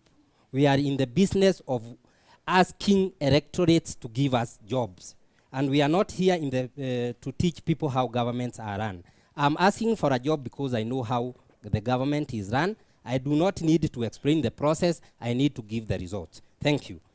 Going forward, as far as nurses are concerned, we'll have first, in the county, we established the role of all professionals who are in the county, among them the nurses. How many of our population are trained in nursing? How many of them are jobless in Nakuru County? And how many facilities do we have within the county that can absorb them? So that we'll allocate and say, do we go the permanent and pensionable way, or do we allocate these jobs in, say, temporary and time-based period? Because everybody is entitled to devolution. So we can say every other qualified nurse probably will be working for a renewable contract of 5 years, depending on their numbers. And if they are not many, instead of getting from other counties, we employ them in permanent and pensionable way. So this one will be justified by the number that is within our county and is unemployed. Thank you. Same question goes to you, Elijah Karanja. In terms of your ideas for improving the health sector of Nakuru County. First, I'd like your analogy of what's happening in the county of Nakuru in terms of, we have reported time and again, nurses strike due to promotions and fulfill promises. What is your idea, Elijah? First of all, I don't want to twang attack my governor so much because he's doing bad in that area too. What I think about healthcare, I want to look at from an economic perspective. I have done my research, and I think we can tap in the 400 billion diaspora remittances that come to this country. Nakuru has almost 40% of them. I have been talking to them, and we have seen we can make Nakuru what we call a medical tourism destination, whereby we tap all the Central and East Africa money that is going to India. India is taking 10 billion every year from Kenya. It's taking almost 40, 50 billion from Africa. That is money that can come here. And we have if we can build state-of-the-art hospitals, cancer centers, we can absorb our personnel. As a matter of fact, we can also use exchange program. So if we have excess, we can send them abroad. Every country out there, Canada, America, Europe, they are short of nurses. But if you build a state-of-the-art, recognizable global hospital center, then we're going to attract those people. Because Kenya, if you look all the statistics, we are doing good. The only area we are doing real bad is leadership. And as a matter of fact, if we have the right leadership, that is possible. So we don't have to remove our nurses from pension, because a job must have pension, because you need a job that you feel is taking care of yourself. And when I talk about a job, I won't make you permanent. I don't want you to be a temporary. So in healthcare, I think Mijungu, my policy is to look at investments, whereby we can make Nakuru medical center sanctuary, and that will be funded by a diaspora. And I think that's possible, and that's what my team is doing on the ground abroad. Thank you. What's stopping you already, or what have you done as a candidate? Because you have been planning, I assume you've been planning to be governor of Nakuru for a while. Yeah. If you are able to fundraise, what has stopped you from doing them currently in Nakuru? What you're talking is the bottlenecks of government bureaucracy. There's no doubt about it. But what I plan is to incentivize them. You know, if you want someone to invest, you have to incentivize them. If I come, maybe tell my governor to look for 100 acres so that they can bring their capital and invest in that, it's a little bit difficult. I don't understand how he finds it so difficult to find land in a 7,500 square feet county. I'll find land, and I'll incentivize them, and they'll come. And as the area we're looking so much is industrial park in Maimahio, where land is still cheap, and they're not investing in land. And as a matter of fact, the governor has caveated our land there. People cannot sell, cannot transact. People are poor. They cannot take their kids to school because they cannot wait for an industrial park that will come 30, 40 years. But I will bring diaspora remittances. We will invest there. We will release the people, give them money, they do what they want, and build hospitals. You are saying you will incentivize them. But my question is, does your plan include compulsory acquisition of land? Would that be part of it? No. What I'll do as a county, we'll get land for them. Whether we buy, we're going to use that as an incentive. And then we give them land. And when we incentivize them, they come invest in hospital. Then every Nakuru resident will have a card to get discounted in those hospitals. So if you have cancer, if you have renal problem, you're not going to pay as somebody coming from our county or a different country. So the first beneficiary will be Nakuru people. Lastly, you said bureaucracies, bottlenecks. Yeah. Have you tried and failed? Absolutely. Okay. Let me bring James Carey, the same question in terms of health. What's your idea? You, having been a senator, you understand this better than most of us here. What is your idea of what you want to do with health in Nakuru County? Even in terms of human resource, forget about infrastructure and medicine. Okay, thank you. Let me first of all clarify something. Let me say, you're seeing the five of us here. Some of us have taken the oath of office, and the way that we give answers might be different from the others because of, we have to really adhere to some levels of secrecy. However, I'll give you your minute. You're accusing someone of being cagey in the debate, not giving enough information to the electorate? Of course. I mean, no. You did not get me. I have said that, you see, the way that somebody that has taken an oath to serve in a particular office, the answers are normally guided because this is somebody that knows certain parameters that if you go beyond this level, you might be creating a problem. Okay. A situation like this, where almost the entire nation is looking at us. Yeah. Go ahead. So in my case on the hospitals, the hospital staff and their renominations, and the fact that, you see, we would want to have continuity. We don't want to have patients that are being served by workers that are not comfortable. In that, if somebody is thinking about going on strike, it means that that person's output is jeopardized by the fact that there's a certain deficiency on matters finance or on matters of benefits. I will look at it this way. I will ensure that despite all other sectors of the county, all the other departments in the county, health will be given priority. That is, if there are areas where it's better for some areas not to be paid, and ensure that... I took your 30 seconds, allowed you time. Thank you. Yeah. And ensure that staff in the hospitals are paid. So I will ensure that their payments are according to national standards. Number two, I will ensure that they are paid on time.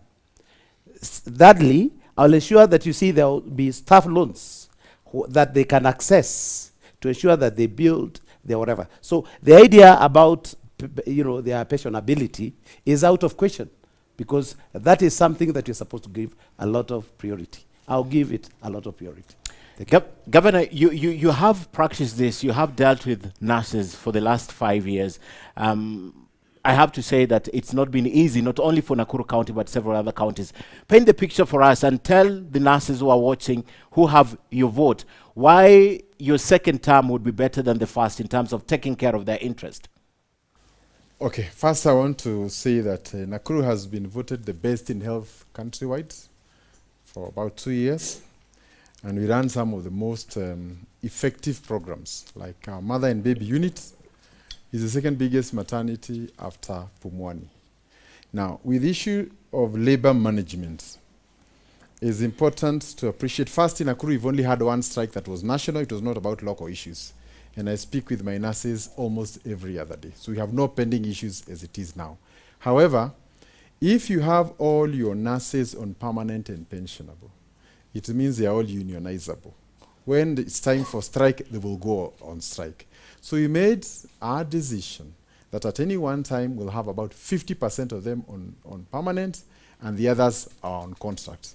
And just for your information, even all our public hospitals, including the most efficient Nairobi Hospital, Aga Khan and all that, they are all on contract. Even I am on contract myself. We're also on contract. So I think we must also look at this from an output perspective, that every 2 years you have to go before a board, confirm that you've been working well, your efficiency is good, then it is renewed. If we renew it twice, then they can now become permanent as we now employ the others. But situations where you have everybody's on permanent, when the strike is called, all your hospitals closed.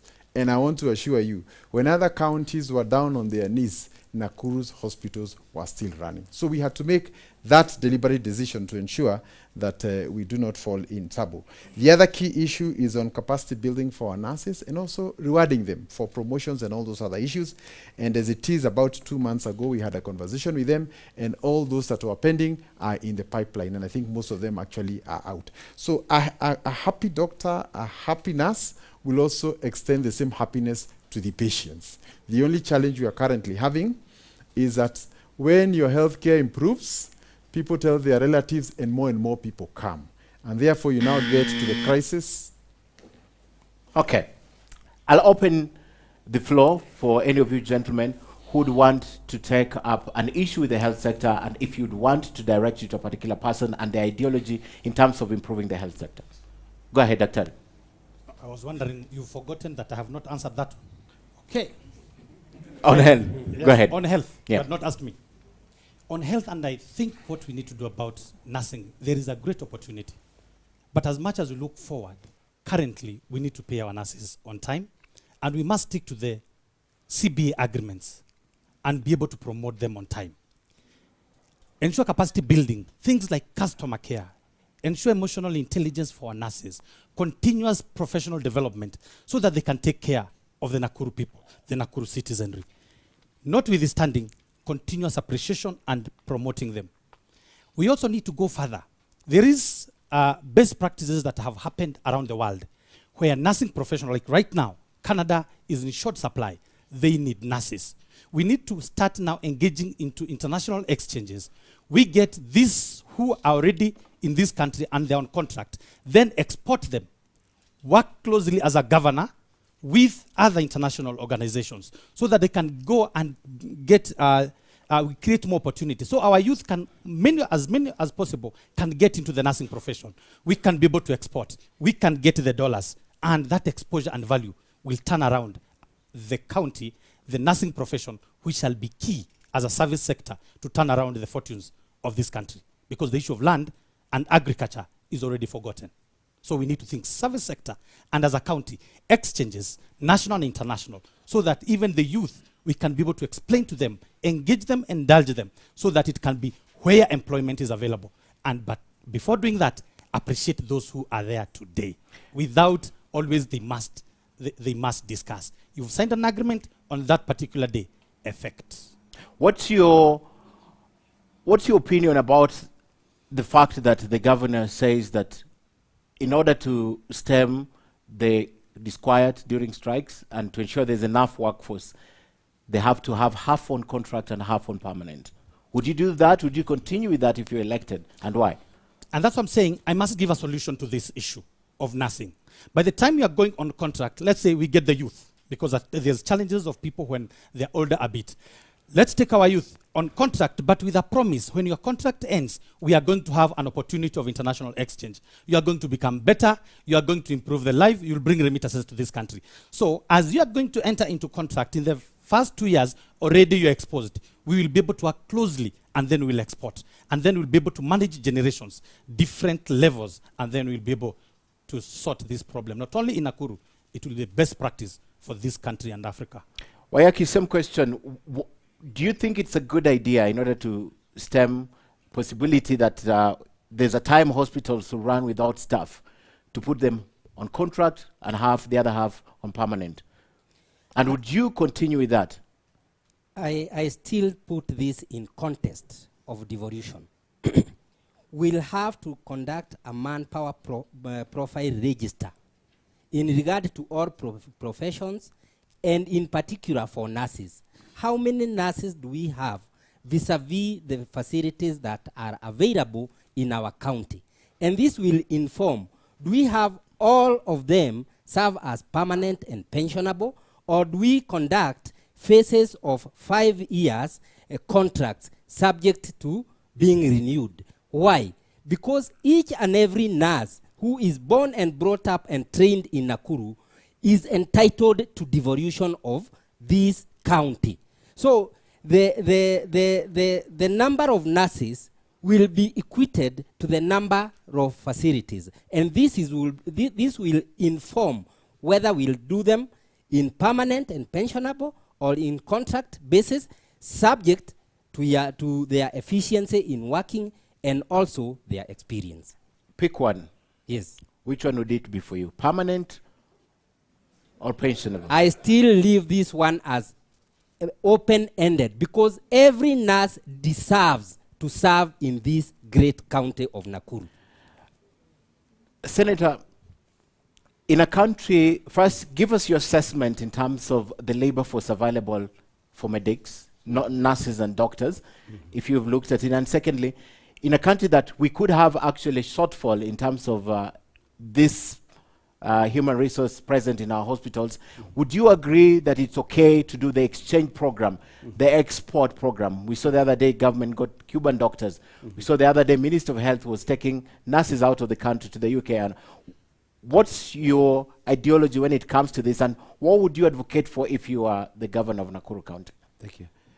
In my case, I think I would first of all find out the availability of nurses. Are we having more nurses? Are we having a lot that are unemployed? In that, we cannot talk about exchanging, because when you exchange, you're trying to develop, capacity. So if you are developing capacity, if you want to develop capacity, you can only develop capacity with nurses that you have already employed. Therefore, it will depend on whether that is possible. I mean, that's it. What's your assessment?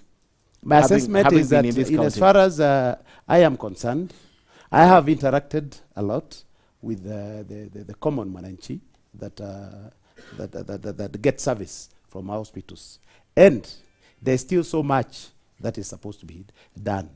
So in matters of capacity development, in as far as our nurses are concerned, that is something that is supposed to be improved. So I'll start with improvement before thinking about an exchange. Okay. Elijah, which one would you go for? The hybrid, or you will pick a side? Okay, if you look at the way the healthcare works is the most important, you start from the personnel. If you go to the hospital, the first person you meet is the doctor or the nurse. Then they said, so they must have the equipment, so they send you to the laboratory. From the laboratory, you bring the results. You're sent, you go for the medicine. That is and then from the medicine, that's where the structures come in. The most important is the personnel, is the doctor, because if you can see a doctor or nurse, then you're compromised. And then we have to look at healthcare, especially public, from hierarchical progression, from the bottom to the top. So level 1 hospital should be the one we pay a lot of attention to, because that's where most people, you first go to see a doctor. And like I tell you, Mijungu, personally, I don't think if we can harness and stop corruption and wastage and all that, we can hire nurses in permanent basis. If we look at maybe offices and I didn't want to look like I'm attacking the governor anymore, but I say, like, we maintain him with 1 million shillings every day. I think that's wastage, yeah? We don't need to use all that money for one man. What we need is to take that money, hire nurses in permanent basis. That will increase production, because the economy will be driven, because when we hire one nurse, we give the husband future, the children education, and the whole family fabric is stable. As a matter of fact, you are better off by distributing income more than having few people taking, like, if we have like 38% recurrent in Nakuru County, but you find maybe 10% of the people are taking 25%. That is a problem right there, because nurses are not categorized as higher earners. So I'll hire them on pensionable basis immediately they're out of college. Money is there. Wastage and corruption is a problem. Thank you. Okay. Governor, you mentioned if you don't have to respond to it, but if you strongly feel you have to respond to that, go ahead.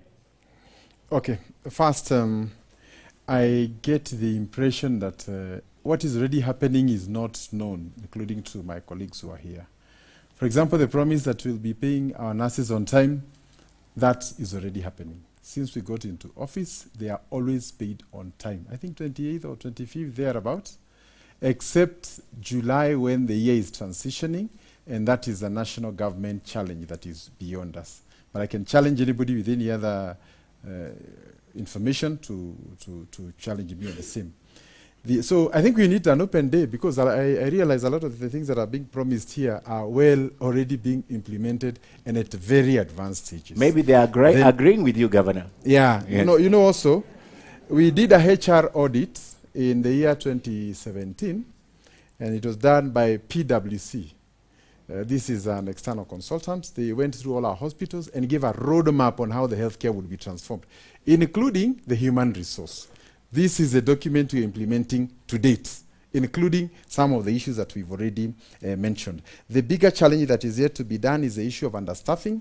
And I think this is where I was saying, a hospital that was having a visitation of 30,000, if you improve the healthcare service, people tell each other, and before long, it now moves from 30,000 to 40,000 to 60,000. So the staff you had can no longer meet the demand there. So you have the issue of understaffing. And that is a challenge I have across the entire county, that our staff cannot be able to meet that service. But it is a product of enhanced services, and therefore more people coming.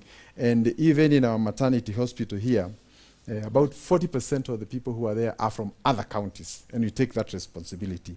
Lastly, is with respect to an award system, also human beings, salary is not enough. So they need to be taken to training, whether they are doctors and nurses at the right time, to ensure that they also feel sufficiently motivated, both on management courses and also on nursing or any other area that is relevant to their course. But a lot of the things that are being said here are going on. So we'll do an open day one of these days. Let me tell Governor, because he sounds like a Nakuru mayor.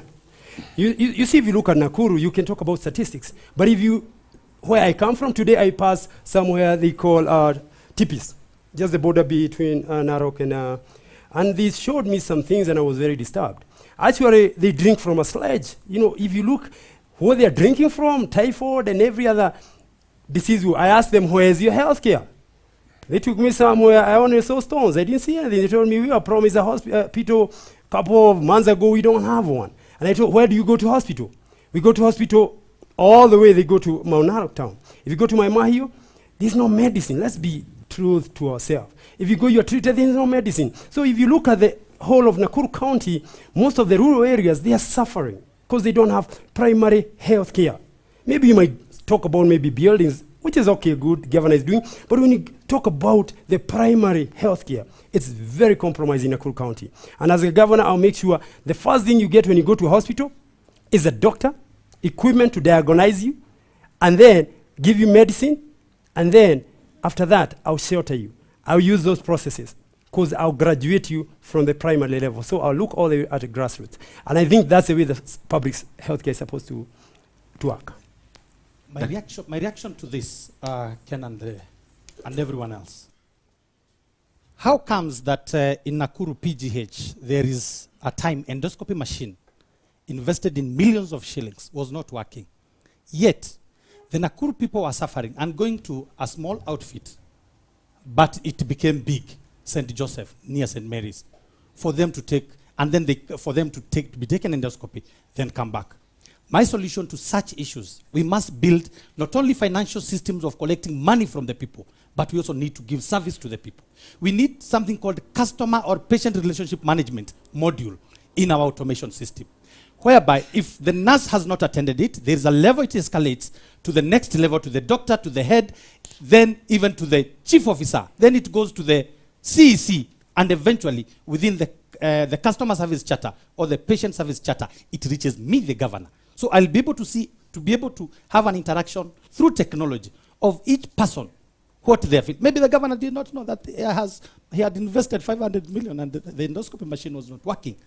And that's why we call for ensuring competent, motivated workforce in the health sector. Then our people shall be happy, they will be productive, we'll be a great county where people can enjoy living and loving. Okay, to our audience, you'll have an opportunity to ask the health questions at the tail end of this. We want to run the questions really fast so that we have enough time for your questions. You want to add something? Yes. Yeah. I would like to say I am happy with what the governor has said in terms of the hospitals and all that. But ask a question. If you go next to our hospitals, there are so many pharmacies that are selling medicine, whereby when somebody goes in the hospital and is given a prescription, that is not, there's no medicine in the hospital.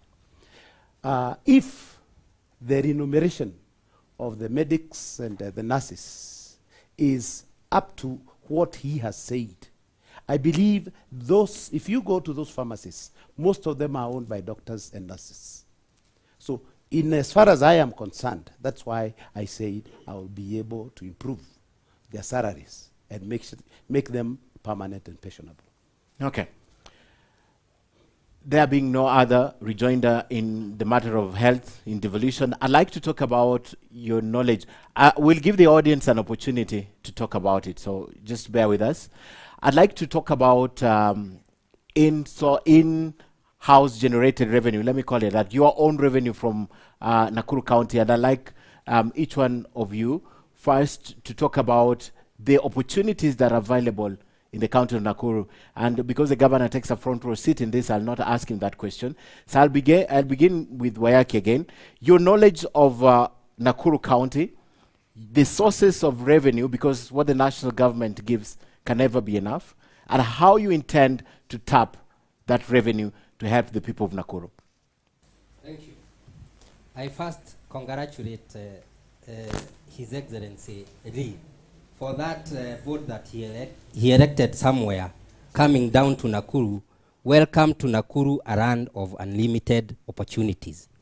But I would wish to critique him because he has not ensured that we harness the unlimited opportunities. We have one geothermal in Nakuru. We have sand harvesting in Maimahio. We have geothermal in Meningai. We have quarry. We have come to the town itself, licenses. We have parkings. All those things are things that can generate revenue to the county. But what the current county government is doing is casting its net narrow instead of casting it wide and getting more fish. Why do I say this? You will find them messing up with the parkings, which can generate money. They are messing up with markets, which can generate revenue. We had instances where they were messing up with the sand harvesting. What would you kindly clarify what messing means? Messing means, for example, I saw in his one of his speeches saying that he wants to make Nakuru some parts non-motorable areas because of health and exercise. Let me say this without blinking my eyes. You can never force people to exercise if they are not even having enough meal. If you are having a one meal a day, why would you need to exercise? You are even, so the non-motorable thing is reducing revenue while it is not resonating with the common man. That is a boardroom decision of somebody who is taking 3 or 4 meals a day. Number 2, we have issues of quarry and sand harvesting. There are counties that have made these as their main core revenue generating by structuring the way these quarry and sand harvesters do their business. But in Nakuru here, we have had instances where we have had a great conflict between these quarry people and sand harvesters. Your time is up. Probably Thank you'll have a rejoinder later. Thank you. Go ahead. Thank you. Well, let me say that the issue about Nakuru County is an issue that I really understand. I would start on more revenue generation. I would start in Mai Mahiu. In Mai Mahiu, that is where most of the sand that is building Nairobi is coming from Mai Mahiu. But during my time, there was a wee bridge that was put at the middle of the town. That wee bridge was moved because there's no way that Nakuru can have 2 wee bridges. So this wee bridge is on the way to Narok. I would first of all ensure that that wee bridge is removed so that more lorries are able now to come to Nakuru to carry sand and pay cess at exit. My other point is expansion of agriculture. Most of the cess that is paid comes from agriculture. If you now interact with the farmers, there's very little, apart from lately when the county government has started giving out goats and chicken to groups. For me, the idea about improvement of farming is looking at the acreage, looking at the crops that are being cultivated, and ensuring that farmers are properly supported. By being properly supported, they will grow more, and by growing more, they will be able to earn more money and also, become attractive to investors that will come and build value addition factories, and by extension, create employment for our youth. The other one is on issues touching on our minerals. We are having, like now, we are having gases that are supposed to be extracted within some areas of Nakuru that are still underground. There are also minerals that have not been explored. We need to do all that because whatever that. Your time is up, but I want to ask you this: how is removal of the weighbridge going to increase the on-source revenue? That's one. And do you think cess, like you mentioned right at the top, is sufficient to increase the amount of revenue collected by Nakuru County, and by how much in your assessment? Because you have been a senator in this county. Yes, I'm talking about in addition. So these are the areas that require improvement so that there's more money. Mm-hmm. Because already I am assuming that there's revenue that is being collected from shops, from motorbikes, from so many other areas. I was talking about the core areas, so I have seen that, the county is not able to make enough money. I was apparently going on, but the buzz came. Mm-hmm. So as far as I am concerned, these are additional. I am talking about a wider way of apparently getting more money. Explain to the audience how the removal of that weighbridge will increase revenue. I'll tell you this. Yes. If you go to people on the ground, they'll tell you what is a weighbridge. A weighbridge creates a very long jam. And the lorries that are going to take sand to Nairobi, the drivers are normally paid by the trips that they make. So the moment that you create a weighbridge, it creates congestion. It makes a driver go one trip and pay Nakuru one trip instead of 5 or 6. That's what I mean. But would you understand the weighbridge would actually be saving Nakuru of resources that might be going outside? How? In as far as I'm concerned, I do not believe that there are resources that will be going outside. Right now, you just mentioned it's taken to Nairobi. No. Yeah. I think we are not together. What I mean is that, you see, the sand is being taken to Nairobi. Yes. The county government is getting cess from a lorry that is carrying that sand. Currently, what is happening, the lorries are now passing through a new road that passes through Gong. So they are bypassing the way bridge. They are bypassing the way bridge and the cess point. That's what I mean. So Nakuru is losing. Yes. Okay. Daktari, same question. On source revenue in Nakuru County, what are the areas you would be looking at, and how much more would you be generating for this county in terms of even percentage? Thank you, Ken. And as much as we talk about in-house generated, this country collects around 2 billion. But again, we must go to who gives that money. The Mwananchi of Nakuru, our voter today, gives that money. We need, first of all, to show and engage the public on the value they get of the money. Then they can be able to indulge with in each sub-county, in each ward, so that we can be able, people themselves, to know the money that we give, the sales that we pay, the licenses that we pay, how does that money contribute to the well-being of a particular area? Go to a place called Waseges. Why do they pay licenses? Yet it is neglected, and it's a ward in this county. Go to a place like Rongai, Kapsatek, Muricho, Kandutura. They also have shops and they pay licenses. Why are they neglected? We need to engage every ward to be able to discuss how much and put targets.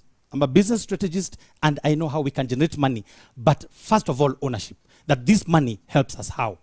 Because when you have people who are paying money every day without knowing what's doing for them. Nakuru Town East, there's a lot of revenue collected from Nakuru Town East. The side of Kivumbini, there is not single tarmac road. Very unfortunate. We are a city, free area. There is no tarmac to people where they're staying, and those people are paying. They're paying license. They're paying all this manner of things. Go to the Bahati constituency. There's one road which is starting being okay. I don't know when it shall ever be done. But that's where the quarries are. The Joydamo. What are we doing? First of all, we need to engage and indulge our people so that they become motivated even in paying. They understand the deadlines of paying. Like, how do we pay NHIF? How do we pay KRA pay? Then we are going to develop this county to the next level. There's trade. There's the people in the marketplace. There's the border. They're always complaining. They're not understanding why you are charging them that fee. You have increased from 200 to 400. They need to be told why and what is the value to them. Then they can happily be able to contribute. And we shall increase revenue collection if someone knows the benefit that I'm getting from it. But if we continue with a hands-off system that we use the askaris to be able to chase people, it is very unfortunate. Okay. I'll bring it to you, and I also want to know your ideas for the people of Nakuru.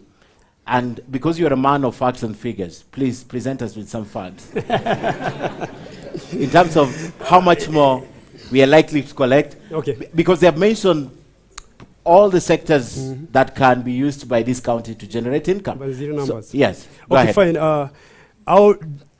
I'll do what you said. I'll give you numbers.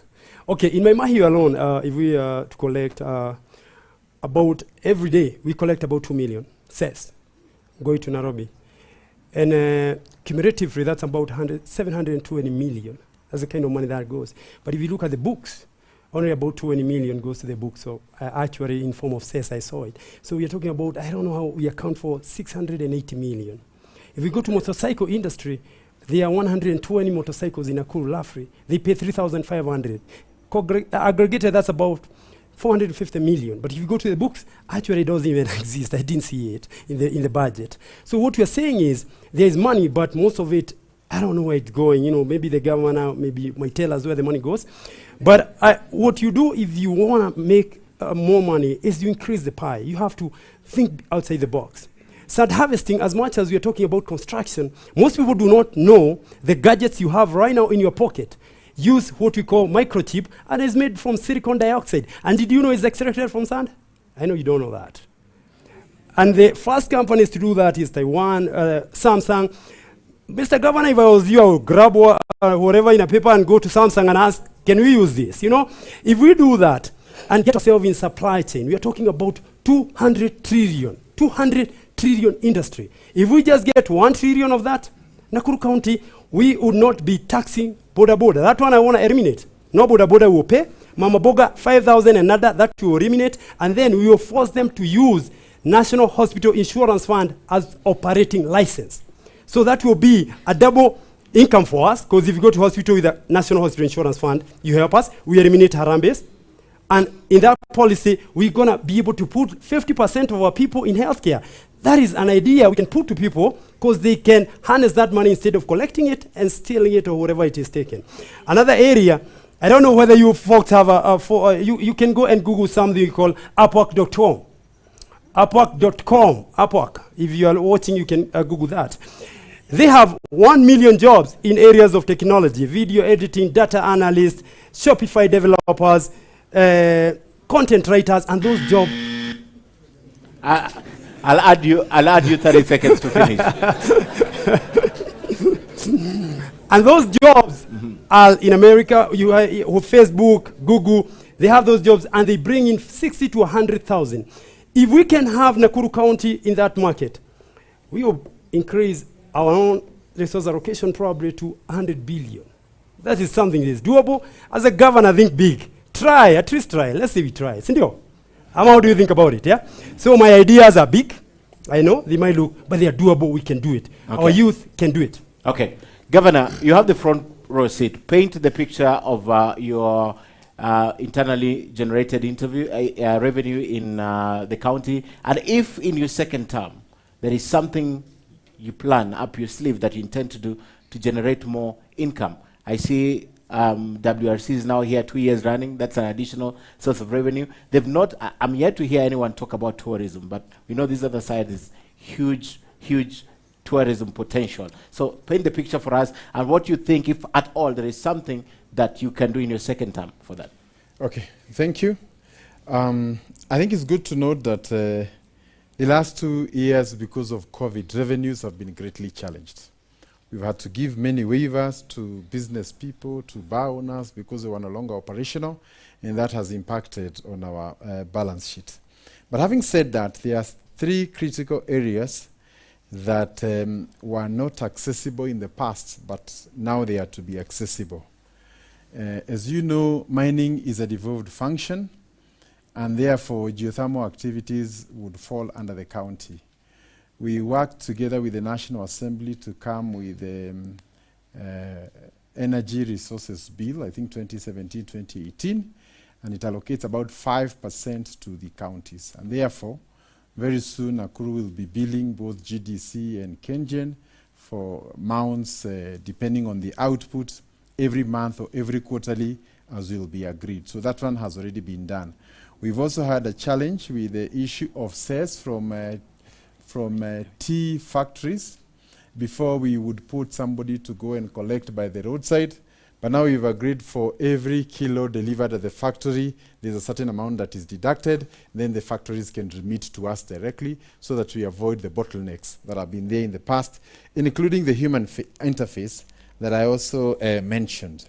It's also good to mention that in tourism, we've been greatly disadvantaged because our national park here does not submit even a shilling to Nakuru, yet tourism is devolved. A similar facility across in Narok gives up to 2-3 billion every year. So we are saying one resource cannot be treated differently in counties. So if it's tourism is devolved, it should be devolved to all of us. So Nakuru must get a stake of the national park and the resources arising from that. Is that something you're pushing in this, if you get a yes, second yes, term? yes. What stopped you from pushing for it in the first term? Legislative, you know, is the definition of a national park and a game reserve. So those are legislative issues that you're trying to push, and you've already drafted the necessary amendments. Allow me also to just confirm on 2 issues. That one, Kenyans generally want to pay. The point is sometimes the administrative process of paying can be so difficult. And that's why we want to focus on automation. If I have my plot in free area or some other place, irrespective of where I'm in the world, I should be able to pay my 2,000, 3,000 very easily without having to come to the office. So in the area of automation, that is where much of the success is going to be seen. I have had some mention that a lot of the resources are lost. I would not entirely say that it may not be true, but through automation, because once you pay through M-Pesa, the money goes directly to the county account. There's no interface with the human being. That's what you're trying to do. And our advice to all the residents of Nakuru, do not collude with officers to steal from your own county, because it amounts to stealing from yourself. Then lastly, my colleague mentioned that when we make our city pedestrian-friendly, cyclist-friendly, that we are losing revenue. We are also... Can I finish? Go ahead, yes. We cannot be blind to the importance of having a live, walk, and play kind of city. Why do we go to other cities and see what happens? And when you come here, we still want to behave like we're in the Stone Age. The modern way of all cities across the world is that pedestrians are given first priority, because cities are created for human beings, not for cars. So what we want is, in future, we want to encourage people to do even a 10-storied parking slot for vehicles. So I come and put my vehicle on 4th floor, 5th floor, and I walk in town. If I'm tired, I can sit. There's a park in Yao Garden and other places where we can sit. But reducing our cities to parking lots for just vehicles. And this is how you even end up having accidents. Somebody wants to walk from here to free area, but they are competing with cars because there's no pedestrian walk. So we must change and make cities friendly for people. Well said. Right, go ahead. I would like to touch on something that the governor has talked about. This is the transfer of the Nakuru Game Park and other reserves to the county. I would say that, Mr. Mujingu, you talked about other counties not returning money to the exchequer. And Nakuru has been doing that from the time that I was the governor. I was a senator. The issue about return of revenue or return, or, having recycle or carrying forward of funds from one year to another is something that really handicaps Nakuru. In that, there's no way that you can go and start fighting for more funds if the funds that are being carried over year in, year out. So somebody talked about 17 billion. 17 billion, if you look at, if it were facilities, if you're talking about uncompleted projects, to be able to have uncompleted projects costing 17 billion, that's a very high figure. So I tried as much as I could, but the element that money was not being utilized apparently became a handicap. So it is a way that we are supposed to be utilizing to the cent the amount of money that is coming here, so that if we want anything to be released by the national government, to be able to release it to Nakuru, because we have already shown that we have the capacity to utilize what we've been given. Okay. Now, Dr. Just a small explanation and understanding of the senatorial role in this county. They have failed us, because the governor here is suffering to get the money from the parks. If you go to Masai Mara Game Reserve, all the money goes to Narok. How comes here, yet we've been having the first senator, the other senator, 10 years not to be able to do? Now the governor now stop working for Nakuru people to go and do legislative work. I think Nakuru people needs to be serious. We must get it right. If you're a senator, do legislative work. Narok benefits from the billions of Masai Mara. Nakuru here, we don't benefit anything. Yet we are seeing so many tourists here. I think that I'll come back to you, but because it was Senate, yes, pioneer senator, let's yes, I think Daktari, the first and the second senator, for heaven's sake. Yes. Let me start by saying we have lost billions. I beat him during the first in 2013. So the bitterness appears like it's still on. Go ahead. What I'm just saying is that, you see, if you go to Narok has never they ended a year with unused funds. It's an issue of legislation. Lands on the table of elected members of parliament. But what's happening is that, you see, you are the senator, the government is, your county government is returning money. how do you again go fight for more? I think Ken, hold. Sorry, Ken, just a minute. The governor needs to respond. Yes, then I'll come to you, Ayaki. Yes. Okay. So first, I think it is very irresponsible for us on national TV to say that there is a county that does not finishes return. all the Yeah. money. You know, even if you want to appear good, I think we must also be factual. Even the national government, if it has so many trillions that by June 30th it has finished everything, that is untrue. Two, I would want to hear of any evidence of a motion tabled in Senate or even the National Assembly for that matter with respect to this national park. So it is one thing to go and talk in other places. You are a senator to go and legislate. Was there any bill that was tabled during his time? You cannot say that I did not table because funds were not. And just for your own information, I would ask them to look at other counties, Mombasa, Kisumu. This is a big issue, you know. It's not something to do with Nakuru. Even national government has those issues. So I think when you keep on saying that money was returned, I think we are also not appreciating the circumstances of running a government. And a government runs in perpetuity.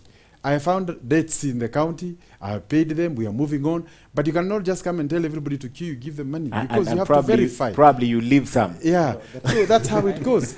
So I would want evidence of any bill tabled. I need to note this before we lose. Yes. The issue of... First, is there any bill tabled when you said That's what I wanted to... Okay, let Wayaki weigh in. The issue of tourism being affected by COVID, that will not play here. Why? We had issues of once tourism affected in Mombasa by terrorism. The government created incentives. I can remember even then the per diems of government officials were equalized, where you could choose either to go to Mombasa or come to Naivasha. That being an incentive. I have not had our current governor negotiate with the national government to have incentives created to promote tourism in Naivasha, Elementaita, Nakuru after COVID. So the issue of saying that COVID affected our tourism, to me that would just be bare excuse. You're also asking the governor to table evidence that was done? He should table evidence where he has negotiated with the national government. Kiari. Thank you. I think the debate is becoming a little bit interesting. I would say this: the governor has challenged me in terms of a bill and all that. The system of the Senate is different. It is not. I believe the governor has been an MP. He has never been a senator. The system of the senatorial position, the system is different. So I would rather that we do not engage on that.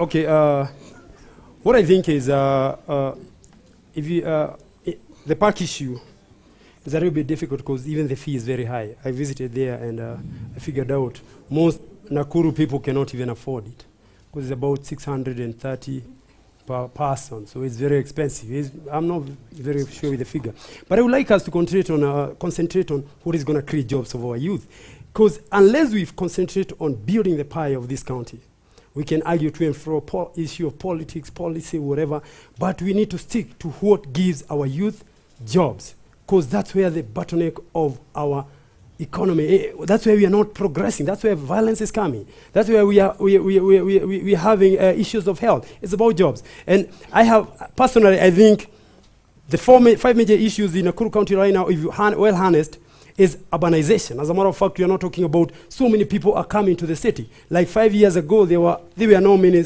estates. There's no sewage system. There's no clean water. As a matter of fact, we are lagging very behind in clean water. So we have diseases, we have crime. Nakuru, if we don't look at it, and as it urbanizes, it will become whatever we call incubation of violence and poverty most of the time. Then we have to look at governance. How do we improve governance? Like the governor is saying, we need to eliminate human interface, because that's where the corruption is. But I don't know how much he's doing. But in my tenure, I'll do that in 90 days. and nobody will steal county money. You know, you don't need 5 years to do that or 10 years. And then something else is, like I say, youth empowerment. We're going to employ youth. We're going to build digital centers in every, especially in the informal sector and every ward. As a matter of fact, those young men you see there, violently, like Confirm Gang, you all heard about it. Those guys are known for stealing digitally. They are very smart. So I'm going to harvest that knowledge, put it, and then give them jobs. Elijah, I have a question on what you've said. Do you understand the process of procurement in the country, and how do you intend to utilize a 90-day window to ensure that the governor said he's done 60% automation, to ensure that the 40% automation will be done, because you're promising 90 days to procure a service for the county. If you understand the process, is that even sufficient? Where is it even? No, the governor has what we call coercive power. These men can take a phone and call everybody right now. This is legislation. It's based on legislation. Ladies and gentlemen. It's a powerful position. You know, yeah. This is legislation. Right. The process of procurement is in law. The process, that was for me. The process of procurement is in law. There is a procedure to procuring. Okay. What are you telling us? No, what I'm telling you is, has he started and then been cut by bureaucracy of procurement? No. Forget about the governor. You, 90 days. I'm looking at your 90 days. Yeah, 90 days we do? 3 months, yes. 3 months we do. Yeah, Like I tell you, there's what is called coercive power in this is law. Position. This is law. It's in law. How are you going to jump over it? Are you talking about, is it county registration law? County? Right. The law is right? The law. Places the national government and the county government. Laws of procurement. Mijungu, let me tell you, a man who says something is impossible is a man who doesn't want to do anything. It doesn't matter. The laws are made for men. Let me tell you something. Are you telling me? Are you telling me? The law also in 90 days? Why not? Okay. Let me tell you something. Yeah. If you promise 100,000 jobs for youth, why should the law hold us? Because this country has been held back by bureaucracy of the law. Okay. We can change it. Why not? Okay. Yeah, it's made by money. I just wanted to understand how you would be able to do it. If you would be able to marshal your troops to change the law. I'll go so fast in that area, okay. Everybody will change it. Okay. You deserve the last response because we need to move ahead, Governor. Okay. Yes. I think the question was whether you have any evidence of what you've done with tourism. The Safari Rally is not here by accident. It is one of those things that we have worked for the last 3 years to make sure Nakuru secures for the next 3 years Safari Rally in Naivasha. We've also been in discussions with SRC to ensure that Naivasha is the per diem goes up so that our hotels can fill once again. Making Nakuru a city also made it more attractive for business, and that's why all our hotels are full. So in case there's need for more examples, we are here to give. What have we done? Maybe the other thing we would want to say, in all these things we are trying to say, you know, we can quote all these things, we've Googled and all that, but where have you done that little to demonstrate that you can do it in a bigger way? Because, you know, when it comes to issues now to do with the legislation, for example, the national legislation is at the National Assembly. You are not in control of the Public Procurement Act. You cannot change it as a governor. And that's why we have separation of powers. You are implementing. There is a county assembly and the National Assembly to do legislation. Yeah. If they are slow or they don't do it, or even they bring it in a manner you didn't want it, you are not in control over that. Yeah. So I think, personally, what I think, this is a very important debate on how we can improve revenues and all do that, but you have to be alive to factors that are beyond the governor. There are many things I wanted. The county assembly would not pass it or not pass it on time, and therefore I had to wait. He says you have coercive powers, Governor. I've not seen that in any law, written or otherwise. Talk to us about 600 shillings at the park. I'd like to visit the park tomorrow. Don't waive the fee for me. I'd like to know how much. Because he says it's expensive. He said it's expensive for common Nakuru residents to visit the park. Okay, yes. I think what I would want to focus on is that we've been trying to look at how we can make our parks accessible to members of the public. And it will be remembered, I think a year or so ago, there's a day the county agreed on a 2-3 day, anybody can walk, drive, and do anything they want. If you're a resident or even outsiders? Outsiders. We opened the park to everybody. And even last year we wanted, but because of COVID, we had challenges. So we would avail buses here, and any member of the public would have a ride on 2 days. We agree with KWS, so that the park is not just for tourists who are foreign or rich, for that matter. Okay. Residents of Flamingo and other areas can consume the service. All right. Gentlemen, I wanted to talk about city planning, but I bet it came in the question of Wayaki about walkways, right? So we'll not talk about that because I need to give the members of the audience time also now to ask questions. But lastly now, I'd like to talk about a common resource that is very vital for the people of Nakuru again, water. The water problem in this Nakuru. I'll begin with Extreme now again, once again, how you intend to address the water problem here, because it's a big issue that we've often reported on. What's your plan to ensure that everyone has not only water but clean water in Nakuru? Thank you. In 100 days, I can say straight to your eyes, Nakuru will have safe, clean drinking water free from fluoride, 1,000 liters per person. Yep. This is a document that has been done, and it is called the Nakuru Water Master Plan. It has attracted financiers who I won't mention for purposes of today's debate, but they are there, and they are willing to fund. It's only that we have been missing political goodwill. After we address the water problem, we shall be, by and large, have addressed manufacturing and job creation, because there is a lot of water demanded. We shall have addressed agriculture. We shall have addressed health. Of course, you know, fluoride water causes weak bones and our teeth to our good smiling ladies who have been affected, and nothing has been done about it. And we'll make sure that our children, especially female, because of our society setup, ladies or small girls do not go fetching water instead of going to school.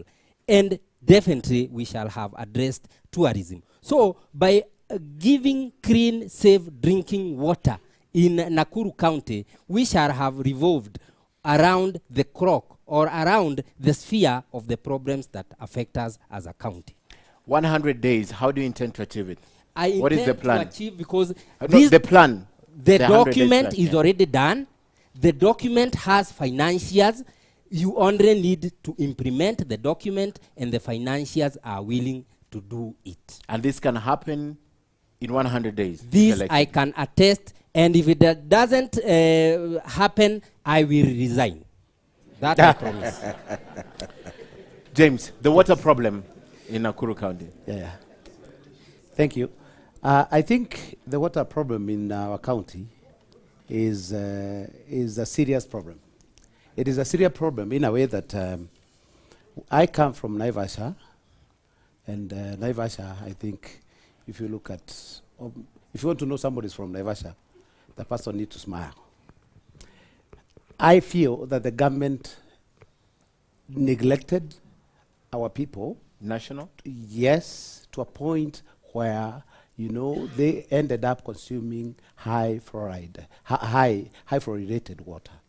So I would ensure, and I was shocked that the other day, and I would like to thank the governor, because he is the only person that I've seen come and address the water problem in Naivasha.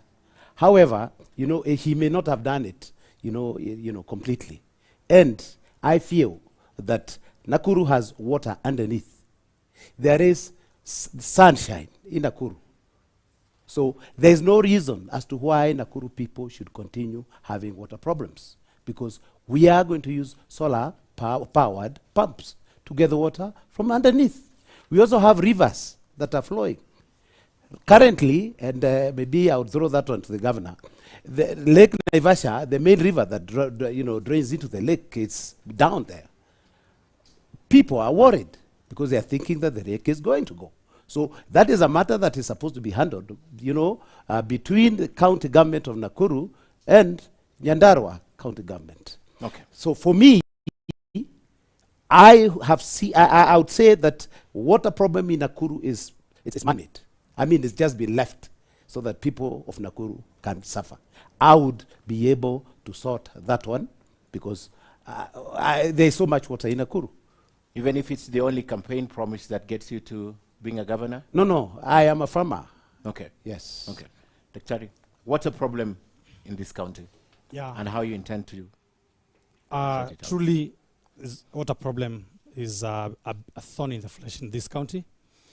You can imagine the people just in Bahati. We have from the Dayo not getting water rationing. But at least also these are things that we can be able to manage the issue of water loss with the relevant water bodies.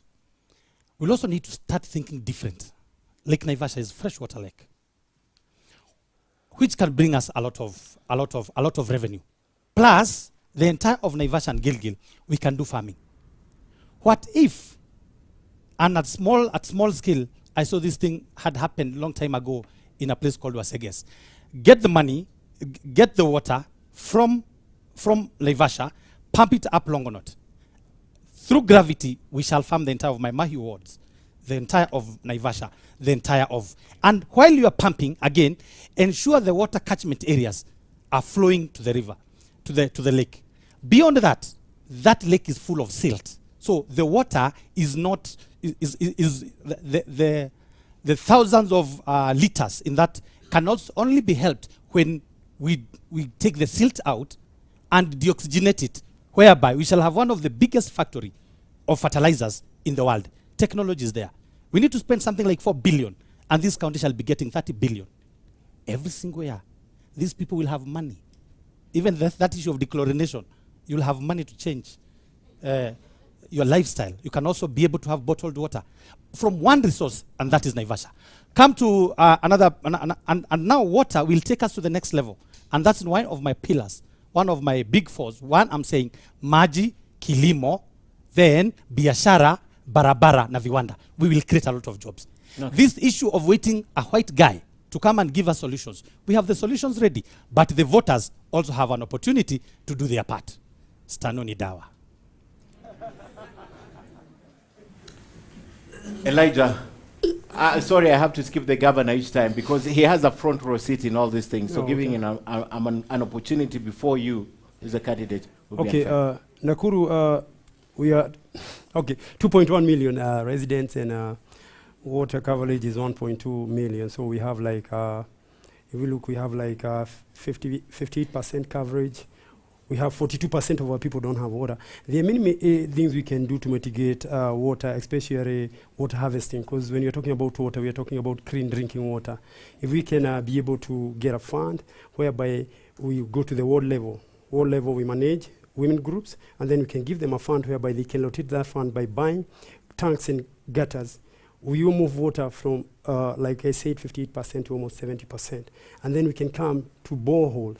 We have technology. Right now we have pumps that can use solar energy. So in areas like Maimahio, where we, Gilgil, where we have a lot of, where we don't have water, we can use those pumps to pump water from our ground. And then we have to think about dams, we have to start harvesting. Water harvesting techniques, the natural water, is the easiest way to get water, even before we think about anything. And then treating that water for human consumption is very, very important. About irrigation with the water, water irrigation, like I told you, I was in Tipis when I was coming here. And I thought there's a lot of water, and we can go to very high yield crops like green peas.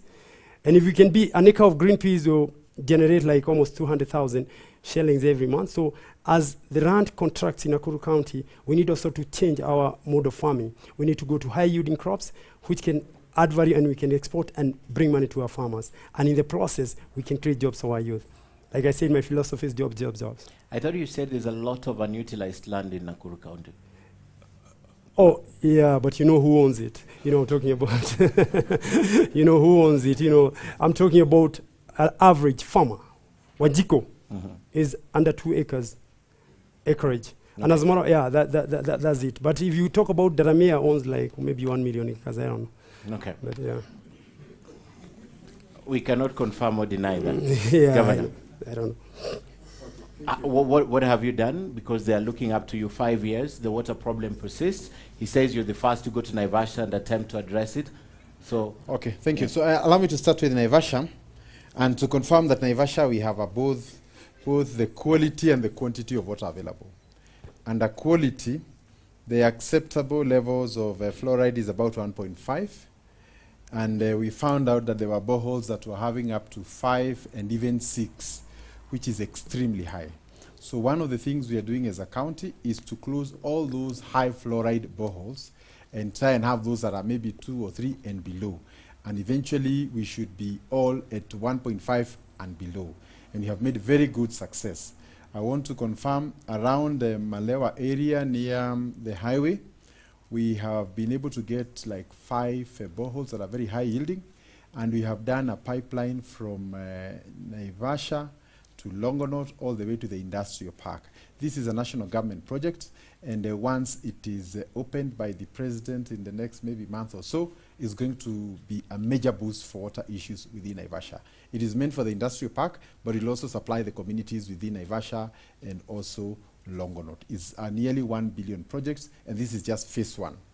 Allow me also to say that in the last 4 months, we have drilled 50 boreholes within Nakuru. And some of them are in Joro, Bahati, Olenguruoni, and all those. And I'm sure members of the public will relate to this. And this is meant to alleviate the water shortage, especially because of the Itare challenges that were brought due to integrity and other related issues. But if that project had been completed, we would not be talking about these issues. So what you're doing is more of a stopgap measure.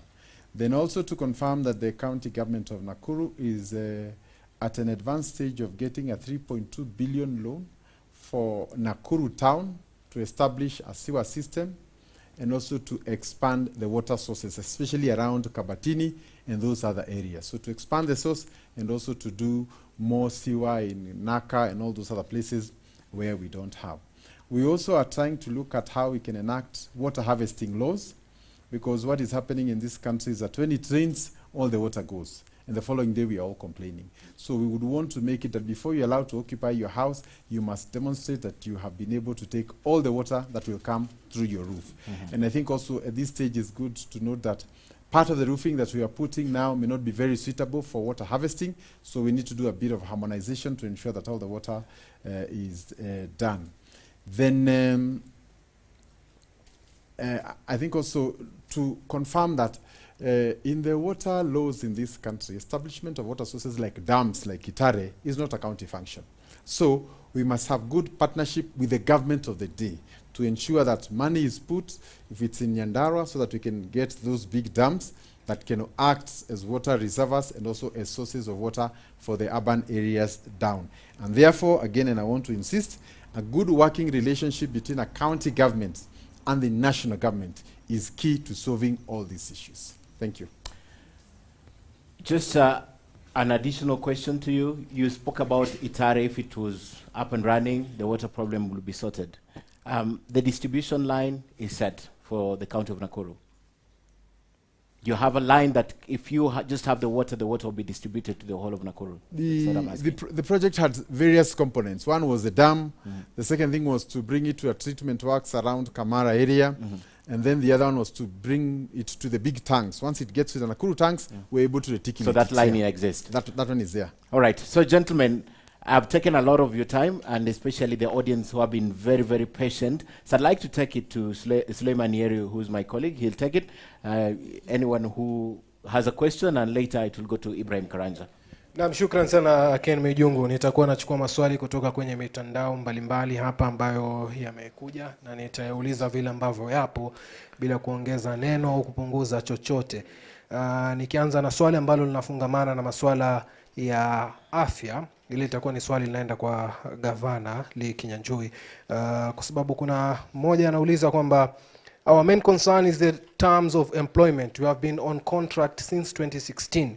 We are referred as casual workers, so we offer services that we can't receive since our NHIF is on national scheme, yet we are civil servants. We have never had pay slips, so we can't access loans from anywhere. Our salaries has no other benefits like our colleagues who are on permanent basis despite being exposed to the same environment. We get cumulative of 50K per month. We don't have any allowances. Our main concern is why is it that only Nakuru County that doesn't employ medical staff on permanent basis? The drivers are employed on permanent basis, even some casual workers, but health care workers, we have been suffering all through. You will have a minute each for the responses so that we have a lot of time and can take questions. I don't know how many questions you want to take. One more. Another question still on health issues. Yes, Nakuru health sector is high on Twitter. Dr. Michael Ndonye.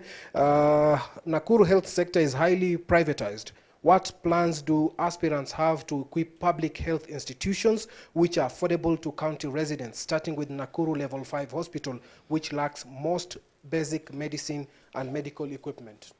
Nam, you can take those two. Both questions to the governor. The governor and then all will answer the I think we need to be specific to save time. If there's a specific question, it's asked to a specific person, and then that we save a lot of time, right? Governor anaweza jibu swali la kwanza ambalo limeulizwa na baadhi ambao ni wafanyikazi wa afya katika kaunti hii. Okay. Well, I had mentioned earlier that we've already agreed that for people who have served for 2 terms on contract, they're eligible for permanent and pensionable, but they'll go through an evaluation process. So that is already ongoing. And but you cannot be employed for the first time on permanent terms. I think that I've already discussed with our unions, and that is already on course. And I think the papers are already out in terms of aligning that. The issue of we are paying only 50,000 and so on, I would also ask you to also confirm even other private hospitals, how much are they paying? Because also we must agree you want prudent use of resources, and I think my work also is to ensure that the little I have, I spread it to as many as I can, and to make sure that we get quality service. Thank you. Na inakaa kwamba kuna hili swala la wale ambao wameajiriwa kwa muda na wale ambao watapata mkataba wa kudumu ni swala ambalo ni mwiba katika kaunti hii. Sijui nikianza na Senator James, kwako utafanya nini? Kwamba swala hili tushaona kwamba wale wahudumu wa afya ambao ni wa muda na wale wa kudumu wanaonekana kwamba wanavutana. Naam, kwangu ningesema kwamba mimi ni mwajiri. Na wakati ambapo unapitia njia ya kuwa unaandika watu wakiwa casuals, inakuwa kwamba huna imani na wale watu ambao unaandika. Kwangu mimi nawaandika wakiwa permanent, vile ambavyo watafanya kazi, kwa sababu kuna systems za kuangalia vile ambavyo wanafanya kazi. Hizo ndizo zitafanya kazi, ndio mfanyikazi mwenyewe atie bidii. Lakini wakati ambapo unamchukua akiwa casual, katika roho yake hana imani kwamba utamwandika. Kwa sababu ya hiyo, yule mtu ambaye anaumia ni yule mtu ambaye anahudumiwa na huyo mfanyikazi. Kwa hivyo kwangu ni kuachukua, kuandika, internal mechanisms zifanye kazi. Kama hafanyi kazi vizuri, anaenda nyumbani. Daktari? Shukran. Swala nyeti hapa ni kujiuliza ni kina nani hawa ambao huwa wanapewa casual work na wamesomea, wamebobea katika hizi nyanja, alafu wao wanapatiwa kazi casual. It is very unfortunate because these are our youth. Kweni walikosea nini? The young people, that they can never get permanent employment, not only in county government, even national government. Our youth should be given an opportunity also to feel secure in their employment. And then we continue blaming our youth on drug abuse and many other things. Yet how we treat our youth from the beginning, he when he did medicine 6 years, others have done different things. Then you come here and subject that same person, and because it's youth. And this happens both in county and national government. We need to sort that issue. If you employ somebody, please make sure that person is employed fully and be able to know the taste of permanent and pensionable. So that the people who should be in contract, over time, we should have the performance management system. Then, when you are above 40 years, you have something. Then you can be put on contract, and you can be able, because you have a lot of skills, from here you can go to a contract somewhere else, but not to the youth. So it's very unfortunate, and that's why we are crying. And that's why the people need to change their mindset. The young people from the university, when they get to, and those who are getting into health sector, and all other jobs, let's give, and then let us pay them well. Does it mean you have to be old to be a being? Does it mean anybody who was born after 1994 does not participate? So those are the things I will be able to look at, but also there is the law. But also we need to see at what age group that it takes to the next level, so that to create a room for a productive workforce, which is the youth. Elijah, sijui wewe utaweka mikakati gani katika swala hili kama kijana kwanza? Okay, ile kitu hata imenikera sana ni vile unasema akona kazi, lakini kuna kitu ukipata kazi tunaitanga social mobility. Kazi inafaa kuinua maisha yako, upate nyumba, uende shule, pengine uongeze exam, na uongeze masomo. Na kama unalipwa 50,000 na it's not secured, ukiingia kwa bank, you cannot get a loan, unakatwa kwa hiyo nafasi ya kuwa na hiyo social mobility. Kwa hivyo unaweza kaa hata kwa kazi miaka 5, lakini ukiangalia ile pesa umepata hakuna mahali umeenda. That is why permanent job is very important. Alafu ukipewa permanent job kuna benefits zingine kama insurance, income protection, kuna pension plans. Hizo vitu ndio zinaumba mtu sasa pale akitoka kama miaka 20 akiwa 30 years akisema alikuwa anas, anaweza angalia hizo vitu aone penye amefika. So mimi especially mambo ya healthcare, every nurse mwenye atakuwa qualified, I'll hire them in permanent and pensionable basis. Sababu like I said before, pesa ipo, utumizi ndio mbaya. So that's what I'll do. I'll give them a job and pension. Munyo, sijui nawe utafanya nini? I still insist. Hii ni mambo ya policy. We'll have to do a register, tujue tuna nurses wangapi, tuna facilities ngapi. Then tufanye demographic test. Tuko na watu age gani wa nurses na age gani. Tuseme tuko na wale wamemaliza colleges, wanaweza fanya kwa zile vituo zenye ziko kwa level ya chini, na wawe wamepatiwa muda mrefu, kwa sababu wanahitaji ujira zaidi kuliko wenye wamefanya kazi kwa zaidi. Then katika zile level za juu, tuseme provincial hospital, we cannot gamble because this kind of a referral, we need experience and expertise. So watu wenye watakuwa wana serve kwa hizo levels za juu, lazima nao wawe wako sure that they are permanent and pensionable. So this one will be advised by what we shall find in the register that we shall conduct of the experiences that we have, the population and the number of facilities available. And to crown it all, my running mate is a practitioner, a medic. So he will come in handy. He has practiced in Kenya and outside. Actually, he has even, he was so instrumental in starting the medical school in Egerton. So he will also be so instrumental in advising on how we shall implement this policy. Asante sana Munyo, nataka gavana nataka kujibu miongoni mwa masuala haya. Naam. Asante. First, you know, the use of the word cashier is inappropriate. Cashier is very different from contracts. And I said all hospitals in Kenya, private hospitals, employ their doctors on a contract, 3 years or 4 years. That is not the same as cashier. And like I said, I'm also on a 5-year contract. And globally, that is a practice. So that you know you have to defend yourself. If you're a surgeon, how many surgeries did you do per month, per week? And as you defend yourself, we improve the service. You know, one of the biggest challenges we face in Kenya is that as soon as people become permanent and pensionable, the laws of just chasing people are very tough. You don't just tell somebody to walk out in civil service. So I think it's also good to ride on what is practical and how we move forward. 2 is that amounts for payment of salaries are guided by SRC.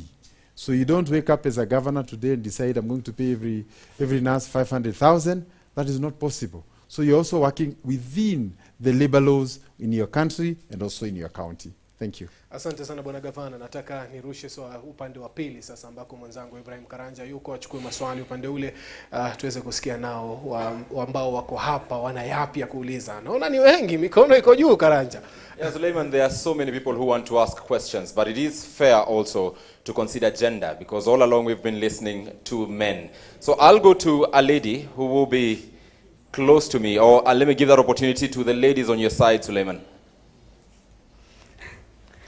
Thank you very much. I think it was very wise of you to consider the gender card.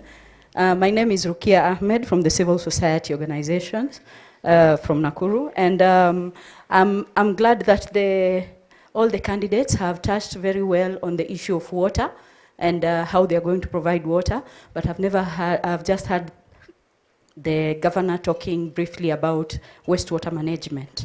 Remember that with every water consumption, 75% of that water actually goes back to wastewater. So what mechanism have you put in place to make sure that wastewater management is well taken care of? Are you going to offer solutions that are permanent? Because we have seen that centralized water treatment plants, like the sewage system, is non-functional at the moment. And the world over are adopting the decentralized treatment plants that are actually allowing for treatment of water and recycling back to the buildings that are consuming the water. So what other mechanisms have you put in place, considering that 75% of the water consumed is actually wastewater? My second question, we're talking about legislative or legislation. When you talk about legislation and pushing to National Assembly and the Senate, we haven't talked about how legislation works in the County Assembly. We have seen several policies being adopted in the County Assembly. We haven't seen any one of them being implemented or even an attempt to do so. We have the violence prevention policy, which was adopted in the County Assembly in 2019. We have the peace policy. What is the question? The question is, what mechanism do you have in place? Are you planning to do dual purposing or mainstreaming to make sure that implementation of the recommendations put in the policy materializes? Because issues like that could have prevented the current trend of criminal gangs operating in the county. Thank you so much. I think I'll take also one last question from a lady. Then I'll give this opportunity also to our partners, one from ZDG, Center for Enhancing Development and Good Governance, as well as Midrift Harinet. So ZDG and Midrift Harinet, even as I look for one last lady in this particular, yes, there is a lady on this particular side. Thank you very much. My name is Mary Mengech. I'm a mental health professional. My question is about health. The research says that 1 in 4 people suffer from mental health illness. Our sound is good. Yes, it is. 1 in 4 people suffer from mental health illness, and I would like to know what plans you have to improve the state of mental health in Kenya. As we know, there are so many people who are killing themselves and their families, and it has been also reported by World Health Organization that Kenya is among the least nations who have not done anything to improve the health of the nation, of mental health. Thank you very much. Thank you. I'll take the questions to the candidates. The very first question was shot to you, Governor Lee, from the lady from the civil society. You want to respond to it? Okay, yes. Maybe with respect to the waste management, when I said that the county has secured a 3.2 billion financing, I did say that part of that component is for the sewer and also the solid waste management aspect of it. We're also trying to look at ways in which we can be able to privatize part of that, noting that Nakuru is also currently recycling the sludge into charcoal, among other renewable solutions. Then with respect to the legislative processes, I think it is important, like I said, we need a lot of civic education, that members of the public appreciate the role of MCAs. MCAs are critical for devolution to work. But as it is right now, that appreciation is very low. So you end up in a situation where you give very serious work, but at the time when you're evaluating and giving these people job, you did not match their skills with the job you want them to do. So you call them and now you want them to do a job, and there's a serious mismatch. So I think there is need for a lot of civic education in that area. But in the meantime also, as a county, we do a lot of capacity building to ensure that at whatever level and whatever profession they came from, we can be able to harmonize them so that they are useful in the respective areas, whether it's environment and all the others. Then lastly is a question on mental health. And I want to say that I'm personally very passionate about mental health because it's one of those areas that have been largely ignored. And I want to confirm that here in Nakuru, we have our Ward 8 at the PGH is actually a mental ward. And recently I visited there, and I'm saddened to say that a lot of our young people who are there because of what you call substance-induced psychosis and other conditions. So I think our plea first, before we talk about any mental health care, is how can we prevent it? And I must say I'm worried also when you hear statements of how drugs can be grown and consumed en masse it also means we are getting deeper into the problem. But I want to confirm to you that we are working. We have also engaged qualified mental practitioners, and our hospital in Gilgil, which is the second biggest referral mental hospital, we are working with the national government to upgrade it at a cost of about 250 million shillings and to see how it can be more responsive to the needs. But I think more importantly is how do we reintegrate mental patients once they have healed. In Nakuru here, we have patients who stay with us for 2-3 years because the communities are not ready to reintegrate them even after they have healed. So it's a serious societal issue. Government alone cannot solve it. We need a conversation. Thank you so much, Governor Lee Kinyanjui. And I think the second question on mental health is something that all the candidates will have something to say about. It's shocking revelations, horrifying statistics. Let me start with you, Elijah Karanja. What would you do on matters mental health? Okay, we have to segment the kind of mental health we are talking about. Because if we look at, like we're saying, most of it driven by narcotics, substance abuse, is out of frustration. Like I was always saying again and again, it's issue of unemployment and frustration.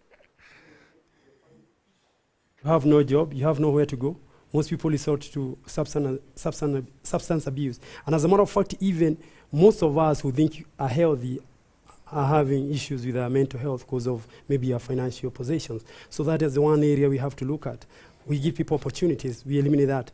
In the medical part, whereby maybe we need to look at it, we need to look at it from the grassroots. Like I said, level 1 hospitals, they're supposed to be equipped with a psychologist. This psychologist is supposed even to go to schools. Most people do not understand, even our children right now are starting smoking bang from standard 6.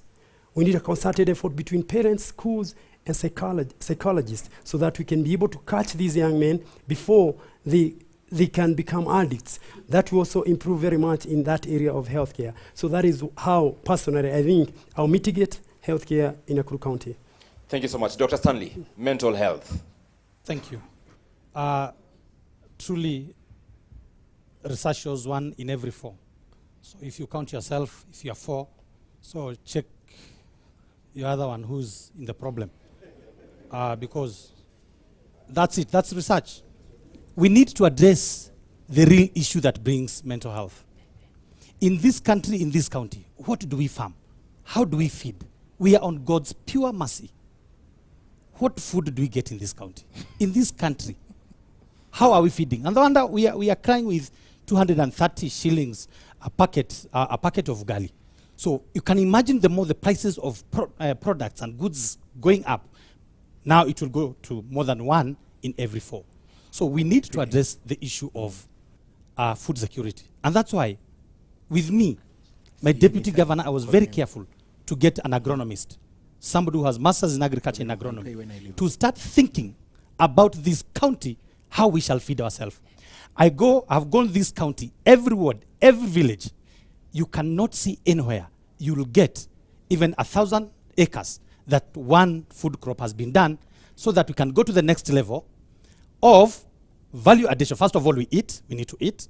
The second thing, we need to sell in the marketplace. The third thing, we need to do agro-processing. We will create jobs. So the issue of mental health is not only the issue of just basically people are in such statistics. There is a bigger problem, and it's not yet to be solved. We need food first. Then the other thing, the people of this county and this nation, whenever somebody who is suffering mental health, and particularly depression, they never know that I'm sick. So it is upon us in our family setups and our community. If you see somebody is behaving funny, out of normal, please, you can be a solution to that person. Get a health support so that that person can be talked to. We can also be able to use the church for spiritual nourishment. Some of these things people can they can discuss, and we will help our population. Otherwise, the statistics are really, really terrible. But again, they are horrifying. But your 1 minute, sir. But again, there is another issue of our lady there who asked about, you cannot be having a house which has no toilet. Your own thing, you seeing it and living with it. It's unfortunate. And that's why we also need to think about to guide our people on housing and settlements. How many houses in this Nakuru, they are connected to the sewage? So the issue of solid waste water management, we need to think it deeply. And it's also a contributor. And of course, KTN will give an opportunity to all candidates in future to respond to solid waste management. But let me go to former Senator, pioneer Senator for Nakuru County, James Kiarie Mungai. The issue of mental health, how would you handle it under your administration? Thank you. Let me say this. I have been at the grassroots. I have seen the problems down there. One of the reasons is lack of jobs. The moment that somebody is married, God blesses him with children and a beautiful wife, and the husband of the house does not have a shilling in his pocket in the evening. That is a starting point. You find such a person now ladding to looking for drugs and illicit brew to try and run away from the problem that is being faced by his family. So we need to sort the problem, the job problem, with the youth. That way, we will limit the number of people that will be going to hospital for treatment. Let me also say this. We are also having cases of illicit brews in our county that are supposed to be addressed as a matter of urgency. The drug suppliers also are supposed to be put on notice because they are the source of the problems that we are having in the hospitals and affecting the families. The other thing that I would like to touch, very briefly, is issues about land leases. That, Nakuru people are hard workers. They would like to do farming. They do not have money. They do not have that land. My government will lease land from the large farm owners and ensure that our people have lands where they will grow crops. That will depend on whether the large landowners will be agreeable to your idea. But yes, Governor Munywa, let me call you Governor because should the people of Nakuru elect you on the 9th of August, you will be the man on that hot seat. What would you do about mental health? Governor 032. Anyway, the issue of mental health is not just to be looked from one lens. Because mental health cuts across children, married people, single people, aging people, working people. Is it?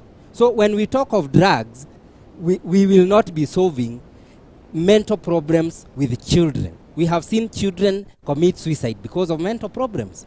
We'll not be, when we talk of drugs, we'll not be handling married people who have issues of mental problem. When we talk of drugs, we'll not be talking of single parents who the society has put the bar so much high that you have to be a true parent if you are married. We'll not be also true to our aging people who are suffering from depression due to challenges over time. So this is my approach to it. We have a correct study, cluster these people with their ages, know what causes mental health to working people. Like we had issues with policemen having mental problem, and I can say with our utumishi kwa wote, they very few are in drugs. That is why we enjoy peace and harmony in the country. So we cluster these people and get to know the uniqueness of each and every cluster and what causes the mental problem. Then create centers within our health centers to address each and every cluster group. All right, thank you so much. As we wind up this particular conversation, our partners, Amnesty International, SETDG, and Midrift Harinet, were to ask questions. Someone from Amnesty International, please. Oh, first of all, my name is Alvin Kisara. I'm with Amnesty Nakuru. First of all, thank you so much, Governor, for cancer treatment radiotherapy. My questions will be directly on health sector. And one, my request is, could we please have P3 for free, because there are so many GBV cases are going unreported because clients cannot, raped victims cannot really afford the P3. And again, another question is that there have been so much complaint with workers who are working at the level 5 hospital, and the management has always been the same. Why can't the management be changed? Thank you so much, sir. Thank you. The Center for Enhancing Democracy and Good Governance said Gigi. Thank you, Ibrahim. Right away, first question to Governor Lee. One of the documents that should guide land use management for counties is the spatial plan. I'm aware we started the process. Did we ever finalize it? Number two is the question of plastic ban. Our very own James Wakipia led an international advocacy. We banned plastics, but there are plastics everywhere in Nakuru. What would you guys do to arrest that menace? Third and last is the question of equity. You appear to be groping in darkness. Equity is a principle, a constitutional principle. In very specific terms, and this is to all of you as candidates, what are you going to do to attain equity in development? Asante sana, asante sana. Let's get the responses, or should we get the last question from Midrift Harrinet? The very last question from Midrift, from CTL, one of our partners as well. Thank you very much. My name is Bansi Kubudha, and my first question has to do with health, access to health care. In this country, we all know that we are struggling with non-communicable diseases. One of them has been talked about, the mental health. But we have so many people out, especially in rural areas, that are struggling with non-communicable diseases, diabetes, high blood pressure, and all that need to be managed. Now, in Kenya, we have the non-communicable disease strategy that seeks to cascade treatment and screening of non-communicable diseases to primary healthcare facilities like dispensaries and level 3 facilities. Currently, those services are only available in level 4 facilities. So my question is, what will the candidates do, if elected, to ensure that we implement the non-communicable disease strategy in primary healthcare? The second one is Nakuru County. We know that public participation is a cross-cutting principle in our constitution. It is provides a platform for citizens to influence decisions and ensure that their needs or development is responsive to the needs of citizens. In Nakuru County, we've made progress in terms of making budget Please documents. head straight to the question. Yeah, budget documents accessible. But we have been struggling to get quarterly implementation reports from the county government. We would want to know what steps the governor will take if elected, and all the candidates will take to ensure that we have implementation reports. Thank you so much. Governor Lee Kinyanjui, fortunately or unfortunately, you are the man currently sitting in the office of the governor, and the bulk of the questions here are directed to you from both our partners, Amnesty International, as well as said Gigi, even as the other candidates will respond to it. I'll give you this chance to respond to all the questions in the shortest time that you possibly could. Okay, thank you. I think the first one was with respect to P3s and that they should be free. I could not agree more, but as you know, that's another department of government, but I want to take responsibility and will follow up with the matter. Management of level 4, I think unless somebody specify what specific areas they would want us to address or look into, when you say there's a problem without specifying what problem there is, we may not be able to address it. So a lot of times if you want a problem solved, can you say, is it a shortage of beds, or there's no medicine, or there's no what? I think that would help us to know where do we go. Is it a customer care issue? Is it a supply issue? And all those issues. Then spatial plan, we have not yet finished paying the last amount. I think it was done by a consultant from outside. And I think as soon as it is done, we also have to find a way of now tweaking it to the city status so that now it is also married within that respect. I can get the finer details, but generally that's the last I knew. Plastic enforcement, I think we would not want to now run after people here. The best thing is normally to make sure those who are selling are not allowed to sell it. Are they supermarkets or people packing it in whatever? So it's better to deal with it from source than trying to run after it. But I still want to confirm that we still have a big problem with drinking water. And I'm happy. Maybe what you want is now, this is not that you can't throw. You drink with the water, then it is refilled and comes back. But as long as you're using the other plastics that we normally have, they form like 40% of the plastic garbage that we are seeing around here. So I think that's an area that we need to work on. Then equity in development, I think that is an issue. But I think for Nakuru, we give our resources per ward. So ward, say, Menengai or Maimahio, will have 30, 40 million, where residents go and decide how they want to use that particular money. So for Nakuru, we have a ward fund that addresses the equity issue that had been asked.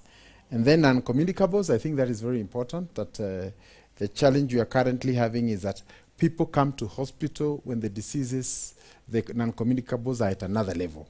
So the issue is how can we enhance early diagnosis? And this can only be done in our level ones. We're trying to work with our community health volunteers to be able to pick the early signs and be able to give referrals. But I must say this is work in progress. Although in certain conditions that are progressive like cancer, it remains our biggest challenge. Over 80% of the people who show up in our hospitals are in level 4, and that complicates the management of that particular disease. And lastly, on quarterly reports, we can make sure that those things are available online. You don't need to know anybody because that's a public document. Thank you. Thank you so much, Governor Lee Kinyanjui. I'll head to Munyu Awayaki. As a governor candidate, you have heard the questions that the civil society is asking about. They are concerned about environment. They are concerned as well about climate change. You must have noted down the questions. Yes. How do you react to them? For the P3 forms, I wouldn't wish to react because that is a domain of another arm of government. It's national, but we can negotiate on behalf of people of Nakuru. Complaints of workers will need to establish in our hospitals what is this that makes our workers complain.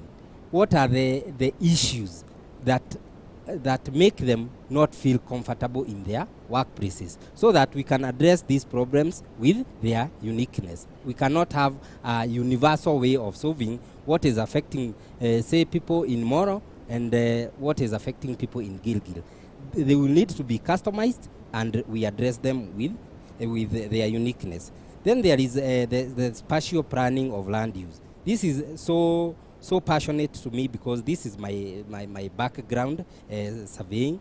We saw the president of this country actually initiate the GIS, the Geographical Positioning System. And we'll have to copy-paste what the national government is doing to bring it down to our county. And it will even further assist us in zoning areas that are more prone to crime. Then we have the plastic ban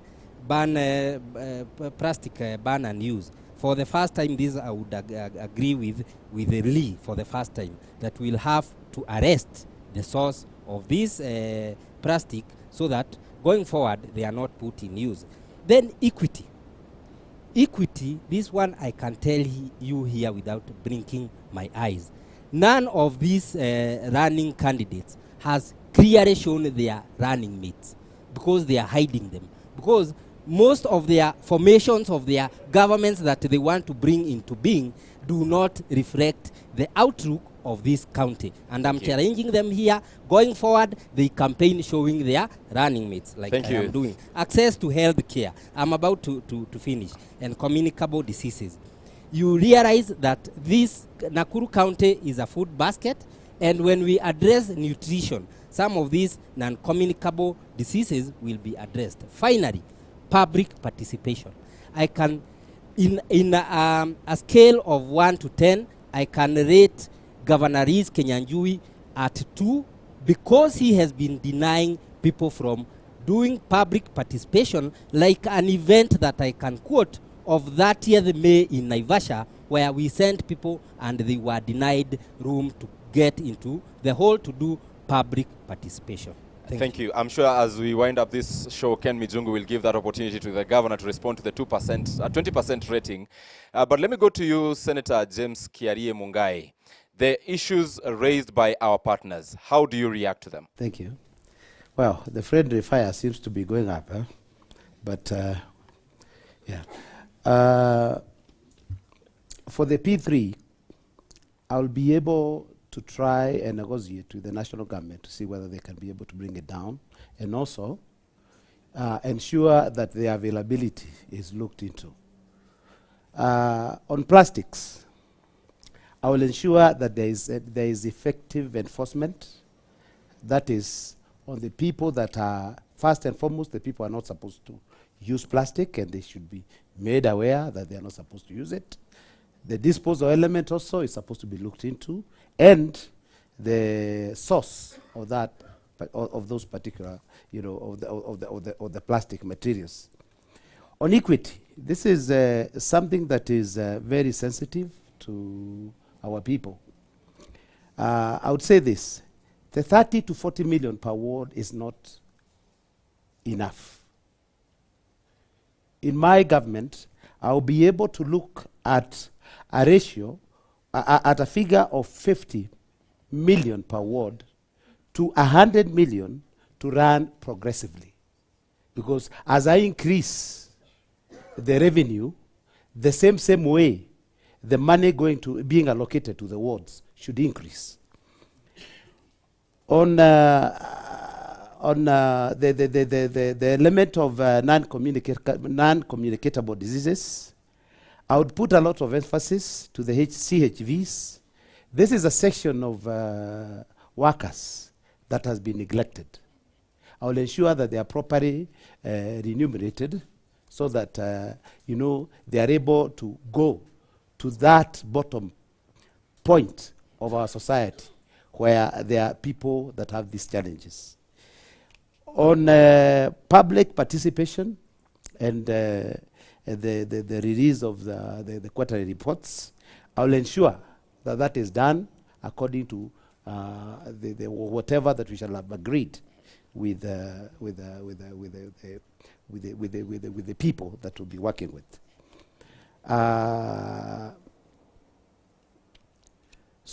Like I've said, the CHVs are supposed to be salaried. They're not supposed to. Currently, they're being given a token of 2,000. Yes, and that is a bone of contention. Yeah.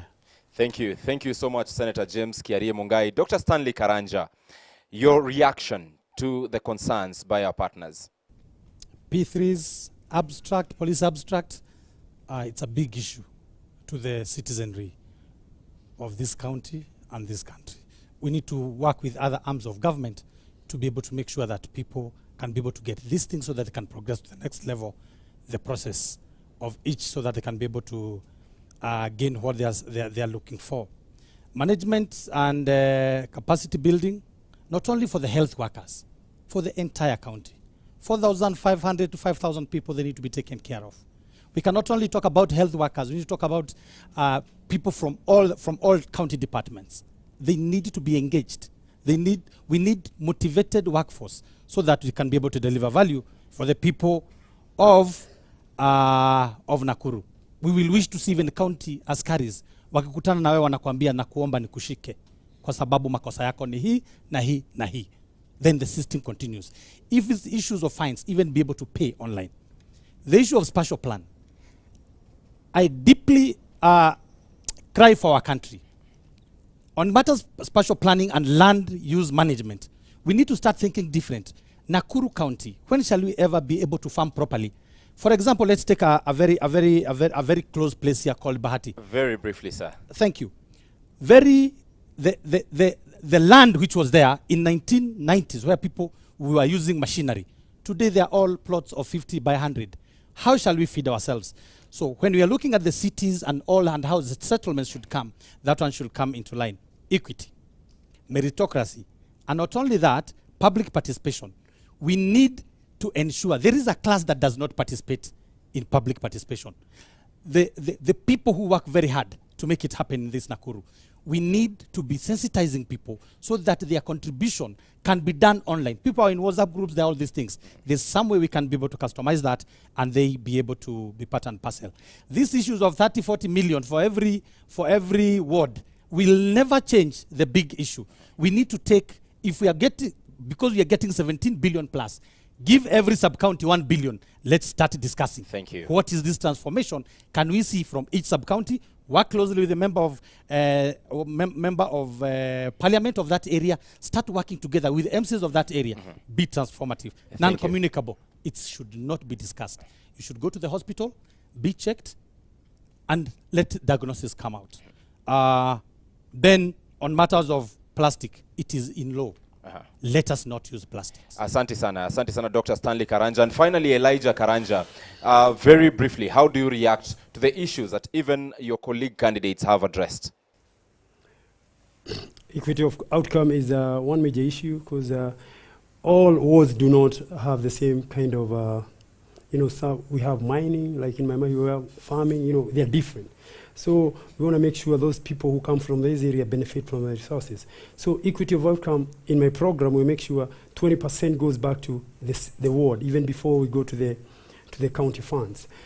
Again, the issue of plastics, like you say, you ban, you just use reusable containers so that we can harness that. And then there's this thing called there's something I'm thinking about in equity, whereby I want to build a sanitary pads factory, whereby we will give every girl going to school a free pad.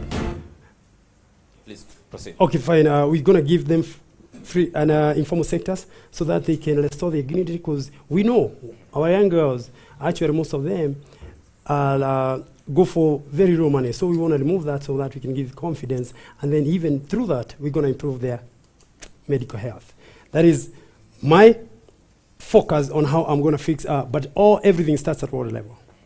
Thank you so much, Elijah Karanja. Just before I get to Ken Mijungu, Governor Lee, Senator Mungai rated you at 20%. Don't explain, how do you rate your administration? On a scale of 1 to 10, 1 meaning very low, 10 meaning extremely good. On what aspect? Your performance in the 5 years as governor, on the roles that the people of Nakuru gave you. Well, I think it's just good to say what have other independent bodies rated Nakuru. I said Nakuru has been rated top in health 2 years consecutively.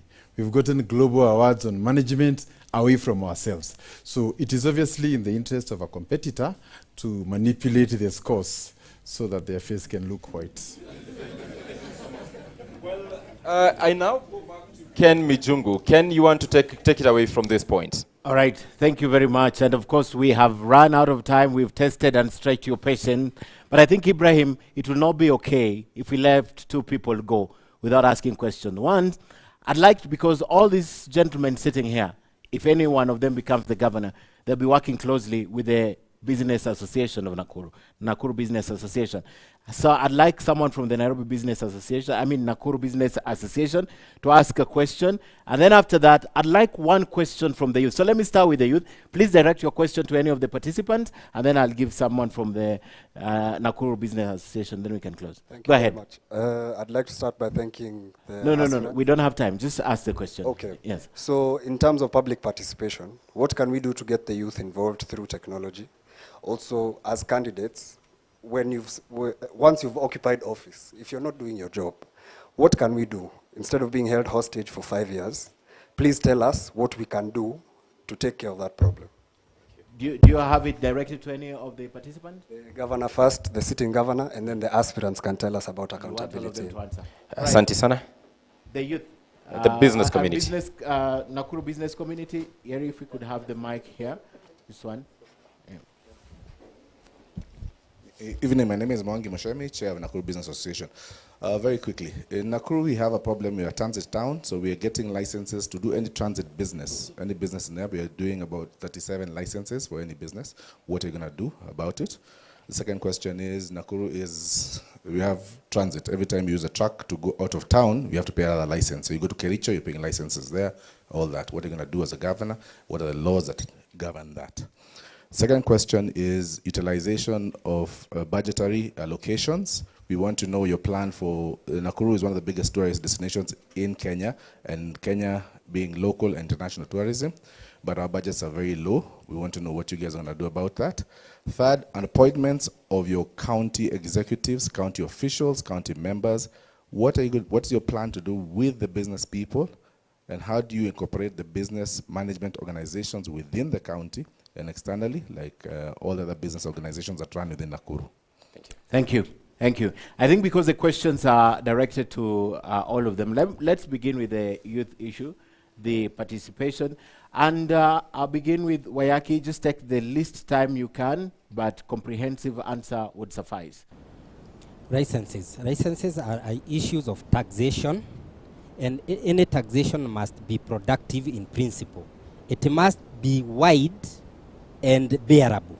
So for licenses, we shall make sure every business in the county operates when it is licensed. However, we shall make sure that the cost of getting these licenses is bearable and progressive to the turnovers of each business.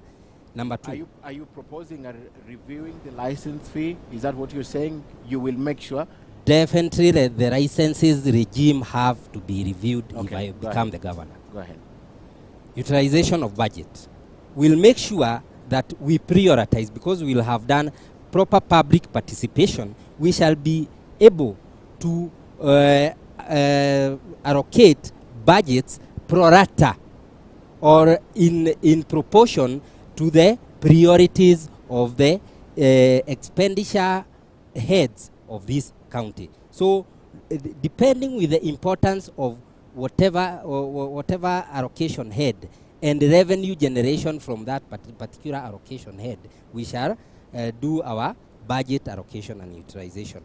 Appointment of counties in regard to how do we make our appointment in the county. Remember, this is Face of Kenya, as we've always been having this conversation.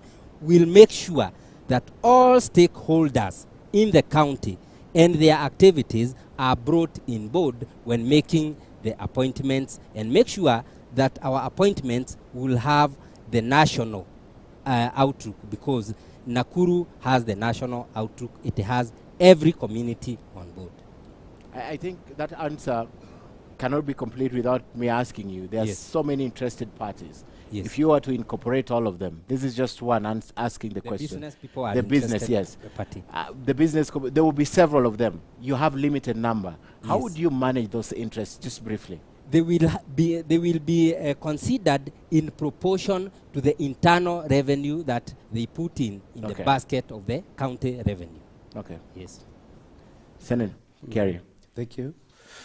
Now, there is the gentleman that talked about the challenges that they're facing, or they think they will be facing, just in case a governor does not perform, and the systems that they can use to ensure that maybe they do whatever. The law is very clear on impeachment. So a governor that does not perform is supposed to be impeached through the county assembly. On the number of licenses that business people are paying, he's talked about 37. Yes, this is a challenge that is there, in that the business community would like to pay maybe one consolidated license. So these are matters that we'll be able to sit down and discuss and come up with a solution. There's also the element of inter-county licenses. That is, if you have paid a license in Nakuru for a truck, maybe to carry some certain goods, if you go to Kericho, the county government of Kericho would want you to pay another license. On this one, I think is a matter that will be handled through the Council of Governors, where I'll be able to raise it, so that is harmonized, in that we look at the interactive business conditions, especially on who are many on where. On the interaction between my management and the various business associations that are there, that will be is a matter that I'll look into and ensure that we reach conclusions that will be beneficial to all sides. Thank you. Daktari, if you can pick a few, you don't have to answer all of them. From the youth, and not only the youth, when it comes to matter of public participation, it is possible to have a portal on public participation from the county government, so that when you have an issue, we do public awareness, and then people can be able to contribute on that particular day, or be able within a particular period. Then we'll be able to take the thematic areas and the contribution of the people, so the youth will be participating. As well, every sub-county, why not invest in technological hubs, where very big ones like half an acre, 1 acre, provide the free Wi-Fi. Let our youth start making money, minting money. And also, at a higher level, it is noted that in Kenya, the YouTubers and the content creators in Facebook are paid the less in the world. We need to engage these people who we have the contacts, because our youth are doing so much, they are working day and night, and they're not getting the return as required. Or when we comes to the NCBA, Mr. Mwangi, thank you very much. There's something we need to do as a governor. It's very good to appreciate the ease of doing business, and also to appreciate cross counties. You need council of governors, and also you need some legislative to be passed through an arm like Kenya Investment Authority. If you have a branded truck, you go to another county, you will pay. So if you leave from Nairobi to go to Kisumu, you'll pay a lot of licenses, or you'll be hassled, you'll not be able to go. So that's an issue which we can work collaboratively and with partnership with fellow governors, council of governors, to be able to ensure the issue of many licenses. When you're transiting this business, we need to appreciate this is one Kenya. So, and this is where the level also here, Governor Lee had said, we voters, the voters needs also to appreciate the level of county assembly, MCAs, that you are getting. Because these are the things they can be able to take over to the National Assembly. With the high quality level of the same people, then they can be able to understand the challenges we have in ease of doing business, paying many licenses, and it is happening. I'm in business, and I can tell you, it's a pain. Okay. The issues of utilization and budgetary allocation, I would wish to involve all the stakeholders in the county. The pie that we get, what do we do? Come to matters of tourism. Why not we have the Subukia Shrine here? Why not be able to tap 1 million visitors in this county by investing maybe 1 billion and be able to do a proper track from Kungste, where they can go all the way, and then they can come with cable cars back to Nakuru, where we'll also have underground roads. My friend, watch this. Then the issues of CECs and chief officers. Again, Mr. Mwangi, you asked that one. It is stakeholder participation, and we will wish, and I will take that one personally, that we have the voice from the business community, the voice from each sub-county, the voice from each and every other community, minority, and the like, so that we can be able to build that. I think that Daktari, I have to stop you. I have to stop you. You've answered enough of them, right? You are finished with my explanation? Okay, thank you. Governor Lee, if you have to weigh in, these are issues that we've addressed. Okay, I think with respect to public participation, it is good to know that the law did not anticipate online sort of Zoom public participation engagements. It calls for a physical meeting that was held this time to this time, and all those things were signed.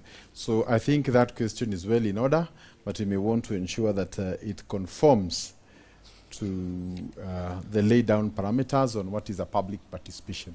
Because if there was an issue tomorrow on whether a public participation took place and you say you did a Zoom meeting, the eligibility of that is probably what we need to look into. Then the issue of recall, I know my colleagues have mentioned the possibility of recalls, but it's good to know that since devolution came, not even one has actually worked, other than the impeachment through the county assemblies. So maybe it's good to know that if for 10 years it hasn't worked, maybe it will be the first one to happen. And the key word here is, at the time of electing, elect a person you are sure. Because hoping to elect a trial and error and correct it the following year through a recall would be a tall order, in my opinion, given historical experiences. Transit licenses, we are working within what you call economic groups.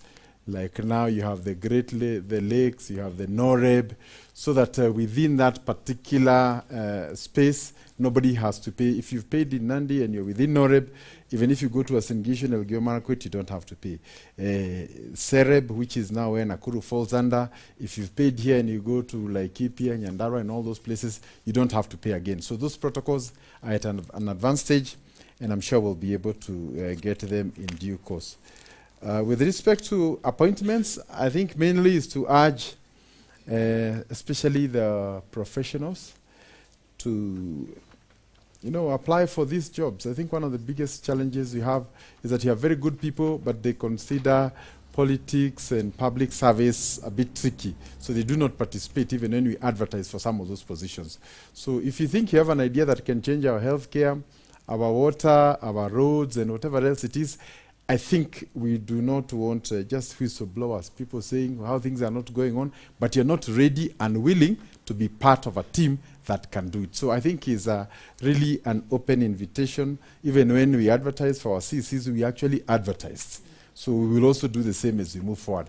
And I'm just trying to say that it's easy for people to say what is not right, but sometimes it is better that people come together and solve those issues. So if you think you have a skill that can take this country to the next level, you are welcome. I think that's about it. That's it. Yeah. Okay, with the issue of licenses, like I say also, I believe in that idea of economic zones, especially here we have what we call an agriculture belt, whereby we have like Naro County, Uasin Gishu, Nandi County. We can bring them, and especially if we can incentivize them by opening a fertilizer factory, which is a couple of billions, then definitely by bringing them on board, we can suspend other licenses across the board. So we can integrate that and use the power of integration to eliminate those licenses. With the issue of the young men there, talking about the youth, don't worry about a recall when I'm a governor, because my agenda is youth. Eh? Like you heard before, I said I'll bring digital centers here in Nakuru County, digital hubs all over the county, and I'll help you. Like I told you, I don't know where you are, whether you are here, but you can go and Google upwork.com. You see what kind of jobs are there, and those are the skills we can enhance. And some of them are 3 months to 6 months to 1 year, which will bring 100,000 to 60,000 jobs. So definitely don't worry, as your governor, you're gonna have money. And again, when you earn money, we improve our businesses because we restructure the supply and chain. You can go get yourself a house. You can go buy whatever, you can have fun. So that economic base will be uplifted by youth having jobs. So only through youth can we uplift our county. And 100%, for youth, 100% to get jobs. Gentlemen, thank you so much. Ladies and gentlemen, the crowd also, thank you so much for tonight. It's way past your bedtime. I'd like to let you go. But before we leave, I'd like to appreciate once more our sponsors for this program right here in Nakuru. Midland Hotel for hosting us tonight, Amnesty International for sponsoring the debate tonight, Midrift, Hurinet, I think that's Human Rights Network, the Center for Democracy and Good Governance, Center for Transformation Leadership, Ashley's Event, the Media Council, who's our regulator, they're right here, Mercy Cause, Nakuru Business Association, for also partnering with us, and more importantly, for our media partners in Nakuru, because this was live in all local TV stations and radio stations. And my two colleagues, Yeri and Ibrahim, thank you so much for coming tonight. And most importantly, again, is you who've spent time to come and listen to your leaders. So asanteni sana for coming tonight.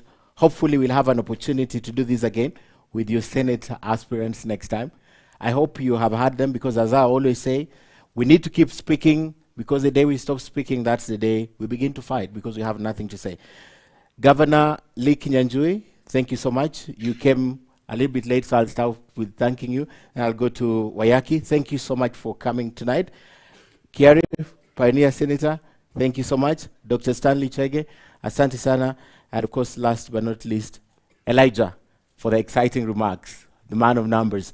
Thanks for watching this special edition of Kivumbi 2022.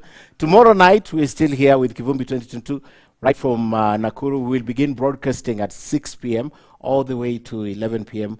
once again, and we'll have some great guests, and we'll be talking about the county of Nakuru. My name is Ken Mijungu. I've been your moderator for tonight on behalf of the team in Nairobi and on behalf of the whole technical team. Have a good night and God bless. Let's give them a huge round of applause as well.